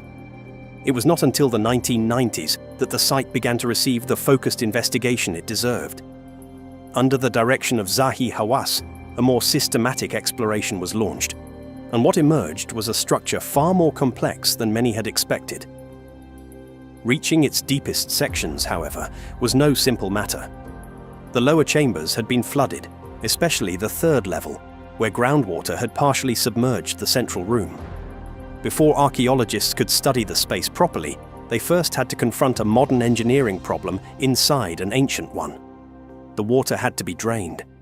Pumps, equipment, and careful planning were required to access the chamber and reveal what had remained hidden below for centuries. As the site was explored in greater detail, the Osiris Shaft proved to be one of the most intriguing subterranean structures on the Giza Plateau. Descending through 3 distinct levels, it combines elements of architecture, ritual symbolism, burial practice, and religious imagination. It is not simply a shaft in the ground. It is a carefully designed underground complex with each level appearing to serve a different purpose, and all of it arranged in a way that seems deeply connected to Egyptian ideas about death, rebirth, and the afterlife. The entrance begins with a rectangular opening in the bedrock, leading down through a vertical shaft of roughly 10 meters. Even this first section reveals the skill of its builders. Carving such a descent through limestone would have required careful planning, skilled labor, and a strong understanding of how to work the rock safely and precisely. Using harder stone tools, metal implements, ropes, and wooden supports, the ancient builders created a passage that was both functional and exact. This was no rough excavation. It was a deliberate work of construction. At the first level, the visitor encounters a relatively plain chamber. Compared to what lies below, it appears almost modest, devoid of elaborate decoration, treasure, or grand visual display. Yet that simplicity may have been intentional. Rather than a final destination, this chamber may have served as a threshold, a place of transition. Some have suggested it could have functioned as a preparatory area, perhaps tied to ritual purification or an initial stage in a ceremonial descent into the deeper, more symbolically charged parts of the complex. The second level introduces a much greater sense of mystery. Another shaft drops farther down, leading to a chamber that contains 6 empty burial shafts. Their presence raises immediate questions. Were these shafts once occupied and later looted? Were they prepared for burials that never came? Or were they symbolic from the beginning, designed less for practical use and more for ritual meaning? Archaeologists have not resolved every question here, and that uncertainty only adds to the site's fascination. Whether functional or symbolic, the 6 shafts suggest that this level held a particular importance in the sequence of the structure, perhaps representing stages of descent, burial customs, or a ritualized encounter with death itself. Then comes the third and deepest level, the most dramatic part of the entire complex. At around 30 meters below the surface, the shaft opens into a chamber dominated by a large stone sarcophagus positioned at its center. The room was partially flooded by water from the natural aquifer, giving it an atmosphere unlike almost any other burial space in Egypt. It is here that the Osiris shaft seems to move beyond conventional tomb architecture and into something more symbolic. The image is powerful, deep underground, surrounded by water, a stone sarcophagus resting in a chamber that evokes the realm of the dead. It is easy to understand why many researchers saw in this design a direct association with Osiris, the god of the afterlife, death, resurrection, and eternal renewal. To understand the possible meaning of the shaft, it helps to understand Osiris himself. In Egyptian mythology, Osiris was betrayed by his brother Set, killed, dismembered, and scattered. His wife Isis gathered his remains, restored him, and through divine power brought him back to life. In this resurrection, Osiris became ruler of the underworld and a symbol of rebirth, continuity, and triumph over death. His story was not simply myth for the ancient Egyptians. It formed part of a much broader worldview in which death was not an ending, but a passage into another state of existence. Seen through that lens, the Osiris shaft begins to look like more than a burial installation. It begins to resemble a three-dimensional religious statement, an underground embodiment of the Egyptian afterlife. The water at the lowest level may symbolize the primeval or underworld waters associated with death and regeneration. The central sarcophagus may represent the tomb of Osiris himself. The descent through successive levels may have echoed a spiritual journey, one that mirrored the god's passage through death toward rebirth. Artifacts recovered from the shaft help place it in time, even though no inscriptions have been found that clearly identify its builder or original date of construction. Pottery fragments, pieces of stone vessels, and other small finds suggest a date in the New Kingdom, providing archaeologists with an important framework for understanding when the site may have been used or reused. That absence of inscriptions is itself significant. So many Egyptian monuments proclaim the names and achievements of their builders, yet here there is silence. The Osiris shaft offers physical evidence, but withholds the direct voice of its creators. Among the most poignant discoveries were human remains found in smaller chambers surrounding the central sarcophagus. These mummified bodies offer more than a dramatic image. They provide a rare biological and archaeological window into ancient Egyptian life. Through such remains, researchers can sometimes infer diet, health, lifestyle, and aspects of mortality. Even in death, these individuals contribute to the unfolding story of the shaft, turning it from an abstract mystery into a place once connected to real human lives. The symbolism of the shaft has led some researchers to consider whether it may have been used for initiation rites or other sacred ceremonies. In this interpretation, the complex was not merely a tomb, but a ritual environment, a place where priests or participants underwent a symbolic journey of death and rebirth, modeled on the myth of Osiris. The descent into the earth, the passage through darkness, and the confrontation with the watery chamber below could have formed a kind of spiritual ordeal, one designed to convey secret knowledge or produce inner transformation.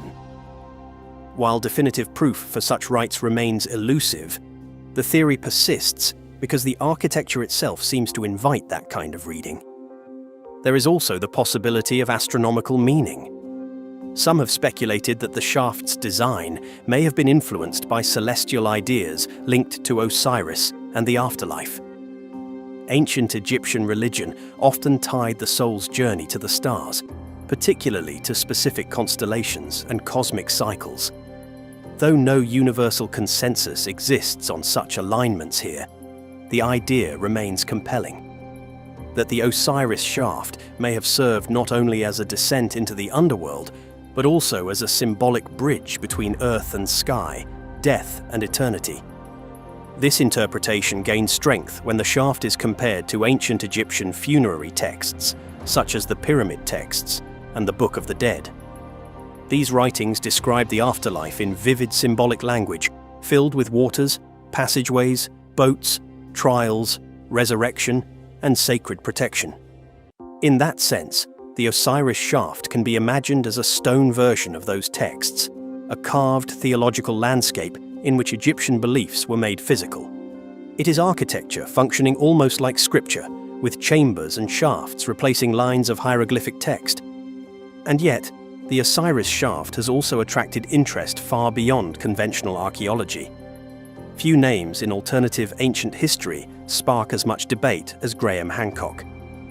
Known for works such as Fingerprints of the Gods and Magicians of the Gods, Hancock has argued that human civilization may be far older and more sophisticated in prehistory than mainstream scholarship accepts. He often points to ancient monuments, astronomical alignments, and global myths of catastrophe as clues to a lost advanced civilization. Although Hancock has not made the Osiris shaft the centerpiece of his theories, it is easy to see how the site might fit into his broader framework. Its hidden design, symbolic depth, and possible connection to celestial concepts make it the kind of structure that invites alternative interpretation.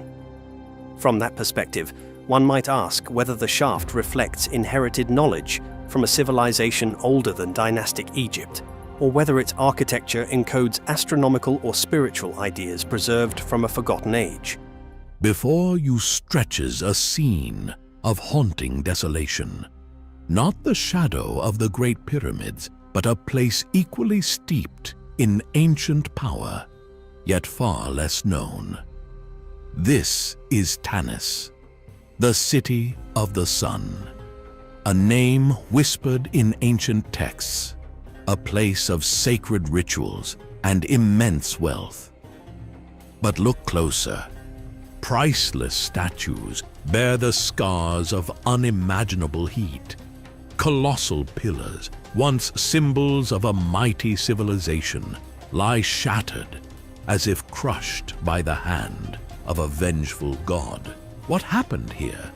Was this city known as Zoan in the Bible truly cursed? Did it fall victim to the shifting sands of the Nile or to the wrath of invaders? Or is the truth even more astonishing?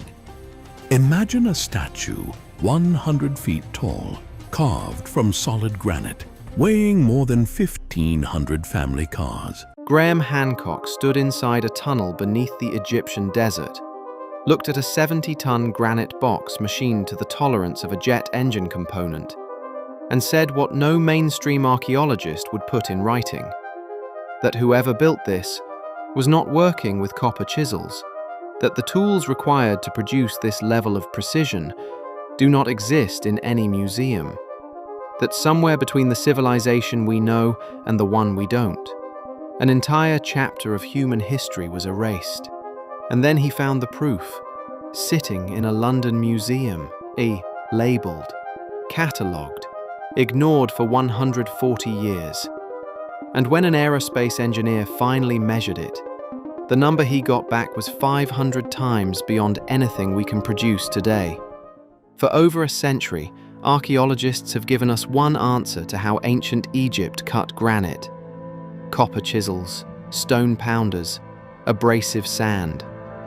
Repeated in textbooks so many times that repetition itself became the evidence. But Hancock applied the most basic test available: physics. On the Mohs scale, the standard measure of a material's hardness, copper ranks at approximately 3.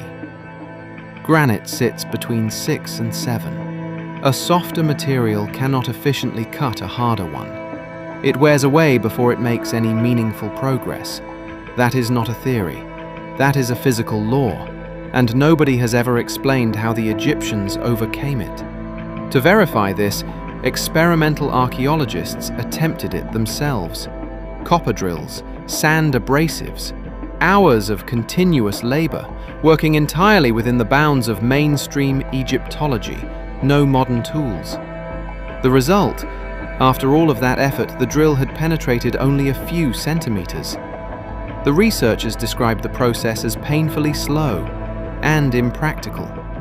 Yet across Egypt, We find granite obelisks carved from single blocks weighing hundreds of tons, stone vessels with walls as thin as an eggshell, perfectly symmetrical, smooth on the inside and outside, with corners cut to precise 90-degree angles. Here's the question. If copper can barely scratch the surface, who actually built these things? Beneath the desert at Saqqara, there is a tunnel system known as the Serapeum. Inside it, 24 colossal granite boxes, each one weighing between 70 and 100 tons, each one carved from a single block of stone, transported from quarries hundreds of miles away. When modern engineers measured these boxes with precision instruments, they found something that stopped the analysis cold. Surface deviations of just 1/1000th of an inch. That is the tolerance required in aerospace manufacturing. That is the precision used to build components for jet engines, achieved in climate-controlled facilities, with computer-guided machinery operating under strict environmental control. No copper chisel produces that result. No human hand holds that level of consistency across a surface spanning 70 tons of granite. The boxes are uniform, flat and smooth in a way that does not resemble carved stone at all. It resembles machine-planed material. Hancock stood inside that tunnel and asked the question archaeologists have consistently refused to put in writing. What machine made this? And nobody has ever explained it. If you want to understand where this evidence ultimately leads, stay with us, because it goes further than most researchers are willing to say on record. In 1883, British archaeologist William Flinders Petrie arrived in Egypt carrying something no treasure hunter ever brought: calipers, rulers, and precision calibration tools. While others chased gold and mummies, Petrie was measuring. Near the pyramids, he found objects that most excavators had dismissed entirely: cylindrical drill cores, discarded like industrial waste in the rubble of ancient quarrying operations. These were the byproducts of drilling into solid granite. Petrie examined them carefully. The spiral grooves carved around their surfaces were evenly spaced, consistent in depth, consistent in angle, running from top to bottom like the threading of a modern screw. And when Petrie calculated the feed rate, the speed at which the drill advanced into stone per single rotation, he found it penetrated 1/10 of an inch per revolution. To achieve that, you need a downward force exceeding 2 tons and a cutting surface that maintains absolute mechanical precision without deforming or dulling. A copper tool operated by a human hand produces neither of those conditions. One core in particular, known as Core 7, became the most contested artifact in Egyptology. Not because archaeologists disproved it, but because for over 140 years, they could not. Decades after Petrie, aerospace engineer Christopher Dunn examined Core 7 directly.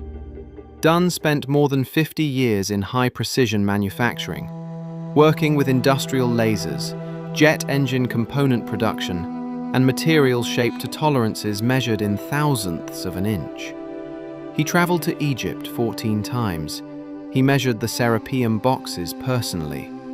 He analyzed granite surfaces across the Giza Plateau with the eyes of an engineer, not an archaeologist. And then he published a calculation that the establishment has largely refused to engage with. Modern diamond-tipped drills, the hardest cutting tools we manufacture today, penetrate granite at a rate of 0.0002 inches per revolution. Core 7 shows a penetration rate of 0.100 inches per revolution. That means whatever was drilling in ancient Egypt was advancing into granite 500 times faster than our best modern equipment. Here's the question. If we cannot replicate that with diamond technology and precision machinery, how exactly did they do it with copper? This is where Graham Hancock's argument reaches its most uncomfortable point. Because the physical evidence, Core 7, the Serapeum tolerances, the copper chisel experiments that failed on camera, all converge in the same direction. not toward more primitive technology than we imagined, but toward something far more advanced. Hancock argues that the engineering knowledge behind these structures was not developed in dynastic Egypt. It was inherited from a civilization that existed before the last great catastrophe. The Younger Dryas impact event, approximately 12,800 years ago, a period of violent climate collapse, expanding ice sheets, and mass extinction that reshaped the ancient world. In Hancock's framework, the survivors of that pre-cataclysmic civilization carried fragments of their lost knowledge across the ancient world. They taught what they remembered, and the populations they encountered over generations mythologized the teachers as gods. Egypt, in this reading, was not the origin of the story, it was the echo of one. The pyramids were not an experiment by an emerging civilization. They were a monument built by people who already knew exactly what they were doing, because someone had done it before. And nobody has ever explained where that knowledge originally came from. Core 7 has been sitting in a London museum for over 140 years. It has been measured, documented, and studied by engineers and archaeologists alike. The anomaly is not in dispute. What is in dispute is what it means, and whether anyone with institutional authority is prepared to follow the evidence to where it logically points. Graham Hancock followed it. And at the end of that path is a version of human history that is far older, far more sophisticated, and far more extraordinary than anything currently taught. Subscribe. Because what lies buried beneath this story goes deeper than we have told you yet. The second level, with its 6 empty burial shafts, adds to the mystery. Were they looted, or were they never intended to hold anything? This level offers insights into burial practices and rituals, though some aspects remain unclear. Despite the absence of inscriptions that could pinpoint who built the shaft and when, the artifacts discovered within, pottery shards, fragments of stone vessels, and other small items, suggest the Osiris shaft dates back to the New Kingdom period. These artifacts provide valuable clues, helping researchers piece together the history of this incredible structure. One of the most poignant discoveries was the mummified remains found in the smaller chambers surrounding the central sarcophagus. These remains offer a rare glimpse into the lives of ancient Egyptians, revealing details about their diets, lifestyles, and perhaps even their deaths. Let's take a moment to talk about Osiris, the ancient Egyptian god of the afterlife, death, and rebirth. According to mythology, Osiris was betrayed by his brother Set, leading to a story of death, dismemberment, and resurrection that reads like an ancient epic. His wife, Isis, reassembled him and brought him back to life, making Osiris a symbol of the eternal cycle of life, death, and rebirth. The Osiris shaft is thought to be a 3-dimensional tribute to this epic tale. But over here we have the god Osiris from Egypt, remembered by the ancient Egyptians as a bringer of the gifts of civilization. At the shaft's deepest point, there's a chamber filled with water, believed to represent the underworld. Standing before the large stone sarcophagus, which symbolizes Osiris's tomb, one can almost feel the connection to his journey through death and his role as ruler of the afterlife. But why was such a place built? One theory is that the Osiris shaft served as a site for initiation rites, a kind of spiritual boot camp where participants underwent trials symbolizing death and rebirth, mirroring Osiris's experiences. These rites were believed to impart secret knowledge and bring about a spiritual transformation in the initiates. Some even speculate that the shaft's design was influenced by the stars, aligning with celestial bodies associated with Osiris and the afterlife. The shaft may have been a bridge between Earth and the heavens, representing the soul's journey after death. What's truly fascinating is how the structure of the Osiris shaft and the artifacts found within echo ancient texts like the Pyramid texts and the Book of the Dead. These texts offer a window into the Egyptian view of the afterlife, complete with references to water, boats, and the importance of sarcophagi. The shaft can be seen as a stone-bound version of these ancient scrolls, a tangible connection to the beliefs and rituals of a long-lost civilization. Buried deep within the limestone bedrock, the Osiris shaft is a 3-level labyrinth that masterfully combines practicality with a touch of the mystical. Let's explore what makes the architecture of the Osiris shaft so intriguing. The design and construction of the shaft are nothing short of remarkable, showcasing the advanced planning and building techniques of the ancient Egyptians. The precision with which they carved out these chambers from the bedrock reflects their deep understanding of the earth beneath them. The entrance to the shaft is marked by a rectangular opening that leads to a vertical drop of about 10 meters. This isn't just a hole in the ground, it's a carefully crafted vertical shaft, requiring the removal of large amounts of limestone using tools made from harder stones and metals, ropes, and wooden scaffolding. This feat of engineering is a testament to the skills of the ancient builders. The first chamber encountered is modest, devoid of decorations or treasures. Its simplicity might have been intentional, serving as a waiting room or a space for preparing for something more profound deeper within, possibly purification rites. The real intrigue begins at the second level, where another shaft descends another 20 meters. This chamber is more complex, containing 6 empty burial shafts that have sparked much speculation. Were they looted, or were they always meant to be symbolic? These shafts could have been used for actual burials, or perhaps represented the journey to the afterlife. In 450 BCE, the greatest historian in the ancient world stood at the entrance of a structure so vast, so impossible, that he said it made the pyramids look like a modest achievement. He described 3,000 rooms, endless winding corridors, underground chambers so sacred that even he was forbidden to enter. His name was Herodotus, and the place he described has never been found. Let that land for a moment. We are talking about a structure that the most well-traveled man in the ancient world, a man who had seen the Acropolis, the temples of Babylon, the monuments of Persia, described as the greatest building he had ever witnessed. He wasn't talking about a tomb. He wasn't describing a palace. He called it a labyrinth, and he said it exceeded the pyramids in wonder. That one sentence should stop you cold, because the pyramids still stand. They are still here. We can still walk around them. But the labyrinth Herodotus described has disappeared entirely from the surface of the earth, or it was buried, deliberately, by someone who did not want it found. Herodotus wrote about the labyrinth in Book 2 of his Histories, his account of Egypt, written around 450 BCE after a personal visit to the country. His description is precise, uncomfortably precise for something that supposedly no longer exists. He wrote, and I am quoting directly, "It has 12 covered courts with doors facing each other, 6 to the north and 6 to the south. A single wall surrounds the whole. There are 2 kinds of rooms in the complex, 3,000 in total, 1,500 above ground and 1,500 below. 3,000 rooms, 1 continuous wall. Underground chambers connected by winding passages that he described as, quote, marvelous beyond words. He wrote that the upper rooms he was permitted to inspect himself, but the underground chambers were forbidden.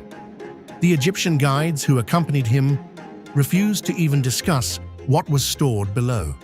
They told him only this, that the underground halls contained the tombs of the kings who originally built the labyrinth and the sacred crocodiles of Egypt. Herodotus pushed no further. He wrote, "Of the underground chambers, I can only speak from what I was told, for the Egyptians would not show them to me." Here's the question nobody asks. What were they protecting? Herodotus was not alone in describing this place. Around 25 BCE, 4 centuries later, the Greek geographer Strabo visited Egypt and wrote his own account of the labyrinth. He described a structure near Lake Muris in the Fayum region, a massive complex of interconnected halls, each one dedicated to one of the 12 nomes or provinces of ancient Egypt. He wrote that the sheer scale of the building was, in his words, impossible to believe without seeing it. Diodorus Siculus, writing between the two, recorded the same location, the same general structure, and the same tradition, that the labyrinth had been built as a central meeting place where all the rulers of Egypt's provinces could gather under a single roof. 3 separate ancient writers, 3 separate centuries, all describing the same place, all placing it in the same region. and all of them long dead before archaeology ever thought to go looking. The structure they described should be one of the most significant archaeological sites on Earth. So why is almost nobody talking about it? The search for the labyrinth began seriously in 1888. Flinders Petrie, the same man whose drill core analysis we discussed in our investigation of ancient Egyptian machining, arrived at the site of Hawara in the Fayum with a team of excavators and a specific target. Ancient geographers had placed the labyrinth near a pyramid beside Lake Moeris. Hawara had a pyramid. Hawara was near the ancient shoreline of Lake Moeris. It was the most logical candidate. What Petrie found beneath the sands confirmed he was in the right place. Vast quantities of cut stone. Enormous foundation blocks spread across an area of roughly 304 by 244 meters. Column bases, fragments of statuary, paving stones showing heavy wear from thousands of years of foot traffic. The remains of something enormous had been here, but the structure itself was gone. Petrie concluded that the labyrinth had been systematically dismantled, its stone quarried and removed, most likely during the Roman occupation of Egypt. He found the footprint. He did not find what stood inside it. That conclusion held for over a century.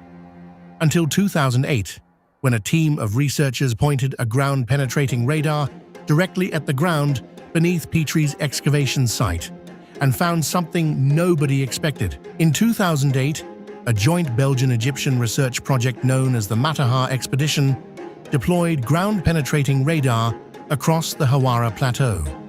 Their findings were published in 2010. Beneath the surface, beneath the foundations Petrie had excavated, the radar revealed a continuous underground structure. Not rubble, not collapsed stone fill. A structured anomaly extending approximately 304 by 244 meters. The exact footprint of the labyrinth described by ancient sources. The team's report concluded, quote, "The presence of a large underground structure is confirmed. Geophysical survey data indicate a vast subterranean complex beneath the Hawara Plateau. They identified what appeared to be chambers, corridors, and open spaces, consistent with the layout Herodotus described 2,500 years earlier. Let that register. The labyrinth was not dismantled. The labyrinth was buried. It is still there, below the surface, below the layer of stone that Petrie mistook for its remains. Intact, sealed, waiting, and nobody has been allowed to open it." After the Matterhorn expedition published its findings, the logical next step was obvious. Full excavation, ground truth the radar data, open the underground chambers, and see what Herodotus was forbidden to see. That permission has never been granted.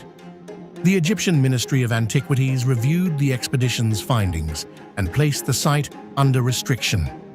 Now, there are legitimate reasons for archaeological caution. Excavation can be destructive. Political and logistical considerations are real, and Egypt has thousands of sites competing for limited resources. But here is the anomaly that mainstream archaeology cannot fully explain away. The ground-penetrating radar data was published in an academic journal. The findings are peer-reviewed. The underground structure at Hawara is not disputed, and nobody has gone back. Nobody has explained why. Herodotus said the underground chambers were forbidden. Over 2,000 years later, they still are. If Herodotus couldn't get past the door, and modern archaeologists are being turned away from the entrance, then what is sealed inside those chambers is something that has been protected across 2,500 years of history by every civilization that inherited it. Every day on this channel, we follow the evidence they don't want followed. In a sealed Egyptian chamber, an object sat in the dark like it was waiting for us. When the lab dates came back, the air changed. Because the artifact wasn't just old, it was older than the civilization around it. A team sweeps lights across a niche inside a tomb. Lotus patterns, fading paint, dust that moves like smoke. Inside, Brittle linen wraps a palm-sized slab of dark stone. Not gold, not a statue. Something that feels functional. It gets catalogued the normal way. Dynastic. Ritual. The assumption is automatic. It belongs to the people who built this place, so it should date to roughly 5,000 years ago. Then someone notices the seams. Along the edges, the stone meets a thin inlay of copper, set into grooves with hardened amber resin. That detail matters because resin carries time. Organic material can be tested, dated. They take microscopic crumbs from a hidden corner and send them out, not to one lab, but two, because everyone knows what happens when a result threatens a timeline. The reports return, and the numbers refuse to behave. The resin does not match the tomb. It comes back far older, closer to 9,000 years before today. Two different labs, two different runs, same unsettling window. The kind of date that makes you whisper, "Wait, how?" Of course, the safe explanations charge in first. Contamination, reused material, a fluke. Archaeology is careful for a reason, but the team keeps going because the object itself keeps arguing back. Under magnification, the carved lines are oddly clean. Curves are smooth. Depth stays consistent. Along the grooves are tiny parallel striations, marks that look like controlled abrasion, almost rotary in feel. Experts debate whether simple drills and sand could do it, but the regularity is hard to ignore. Then the symbols start to land. At first glance, it feels Egyptian. A horizon, a boat, a star. Familiar ingredients. But the arrangement is wrong, like a sentence built from real letters in the wrong order. Near the center is the image that won't let go, a ringed circle above rippling lines, and below it a stepped form like a platform or tower. A sun over primeval waters, a god rising, or a map? Now, stay grounded. Egypt did not appear from nothing. Before pharaohs, there were Nile communities, and the landscape itself changed. North Africa swung between green and desert. There are prehistoric stone alignments in the region that show people watching the sky long before pyramids. So an older object inside a later tomb doesn't automatically mean fantasy. It can mean inheritance. But inheritance from that far back is the part that bites. If the resin date is real, we're not talking about early Egypt.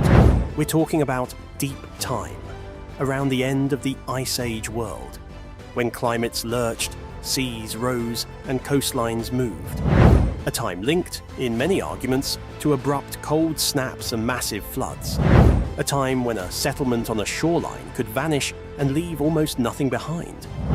So why is this piece built like engineering?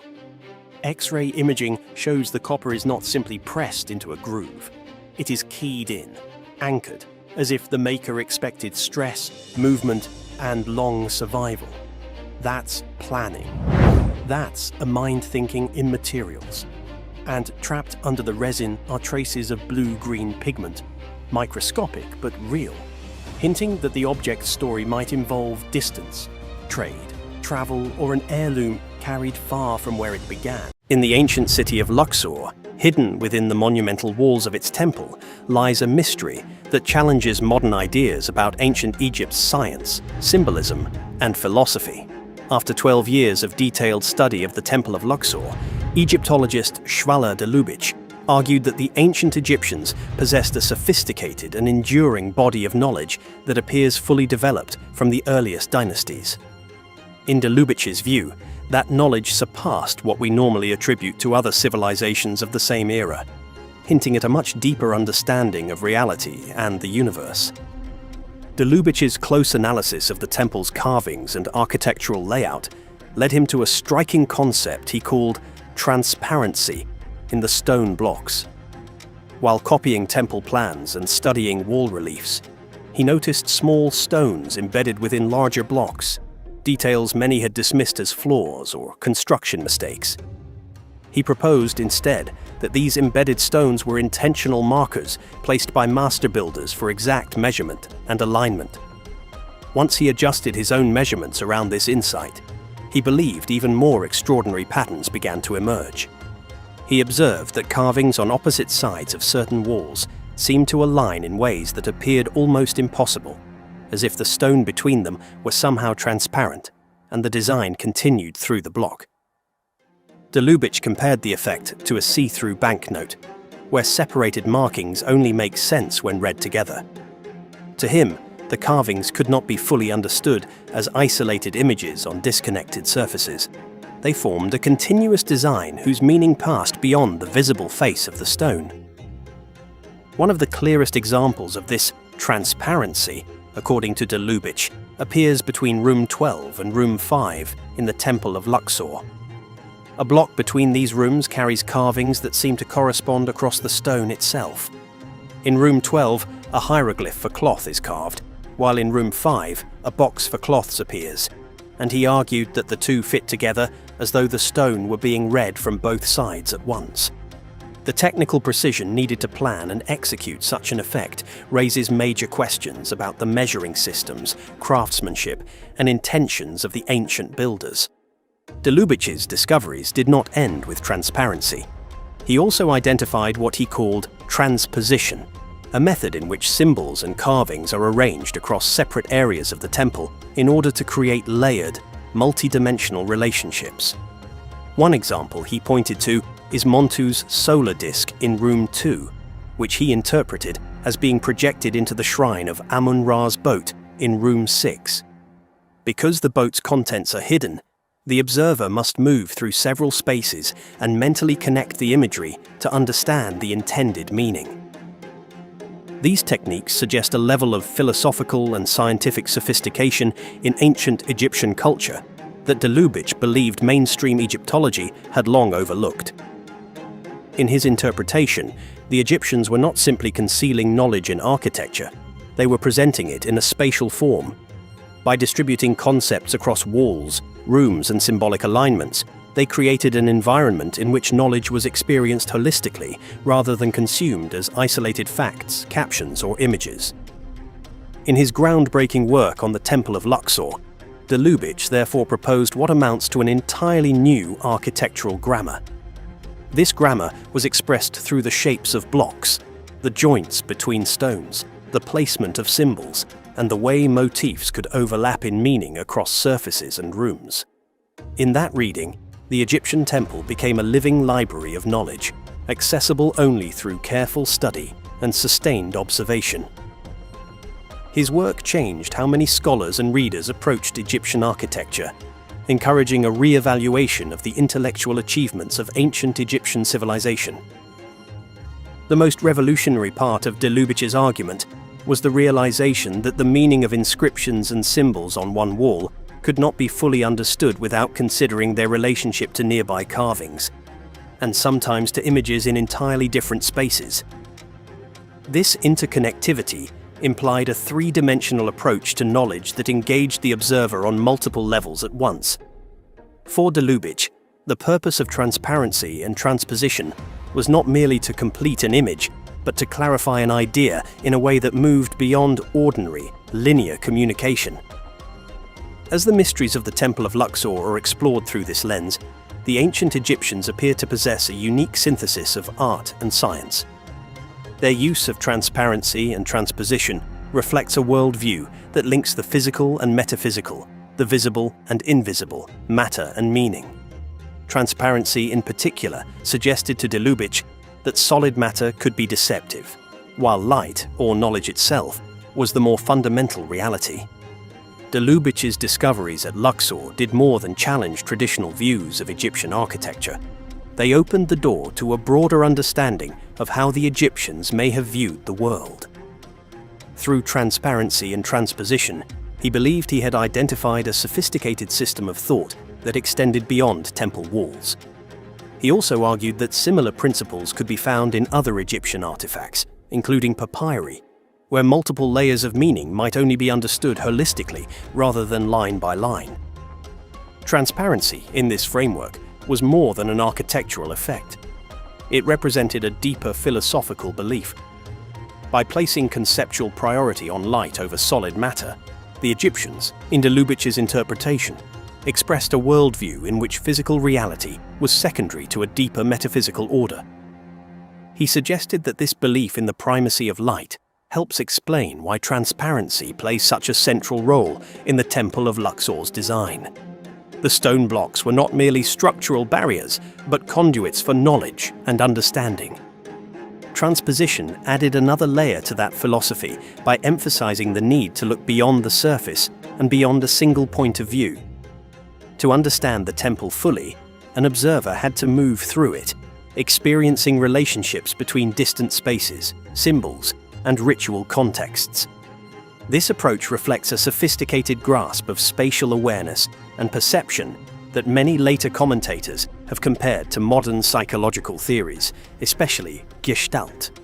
Gestalt psychology, which emerged in the early 20th century, emphasizes that the whole is greater than the sum of its parts.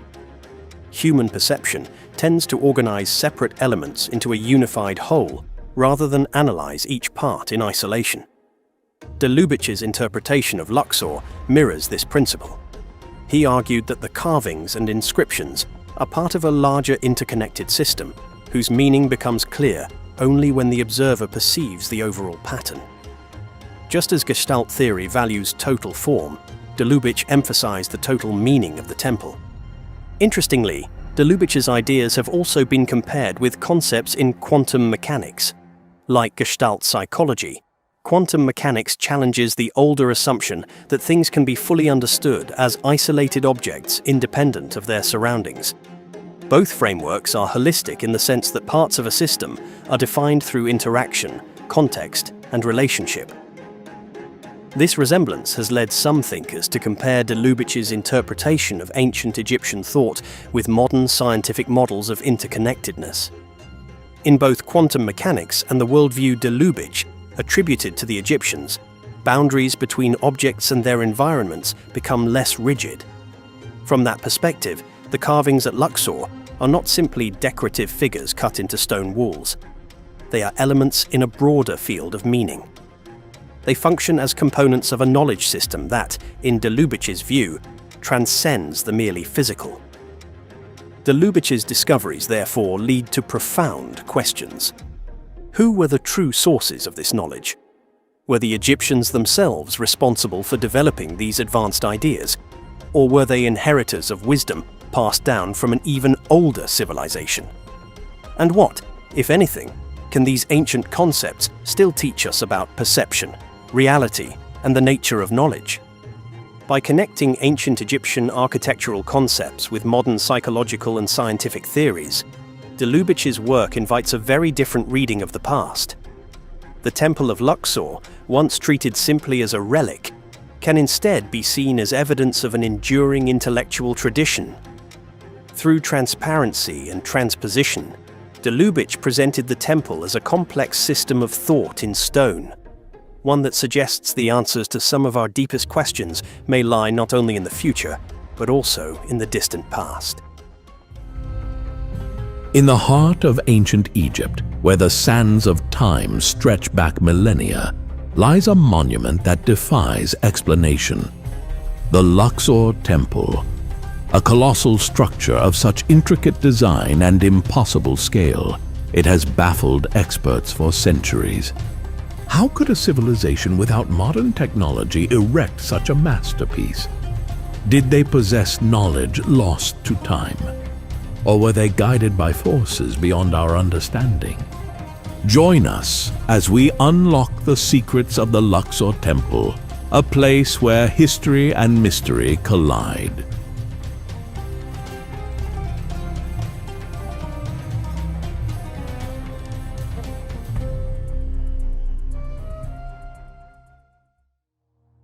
In the heart of modern-day Luxor, Egypt, where the Nile River bends gracefully through the desert sands, lies a monument so grand and enigmatic that it continues to baffle historians, archaeologists, and engineers alike. The Luxor Temple, a colossal testament to ancient ingenuity and spiritual devotion, raises haunting questions that echo through time. How did a civilization over 3 millennia ago construct such an architectural masterpiece without the technology we deem essential today?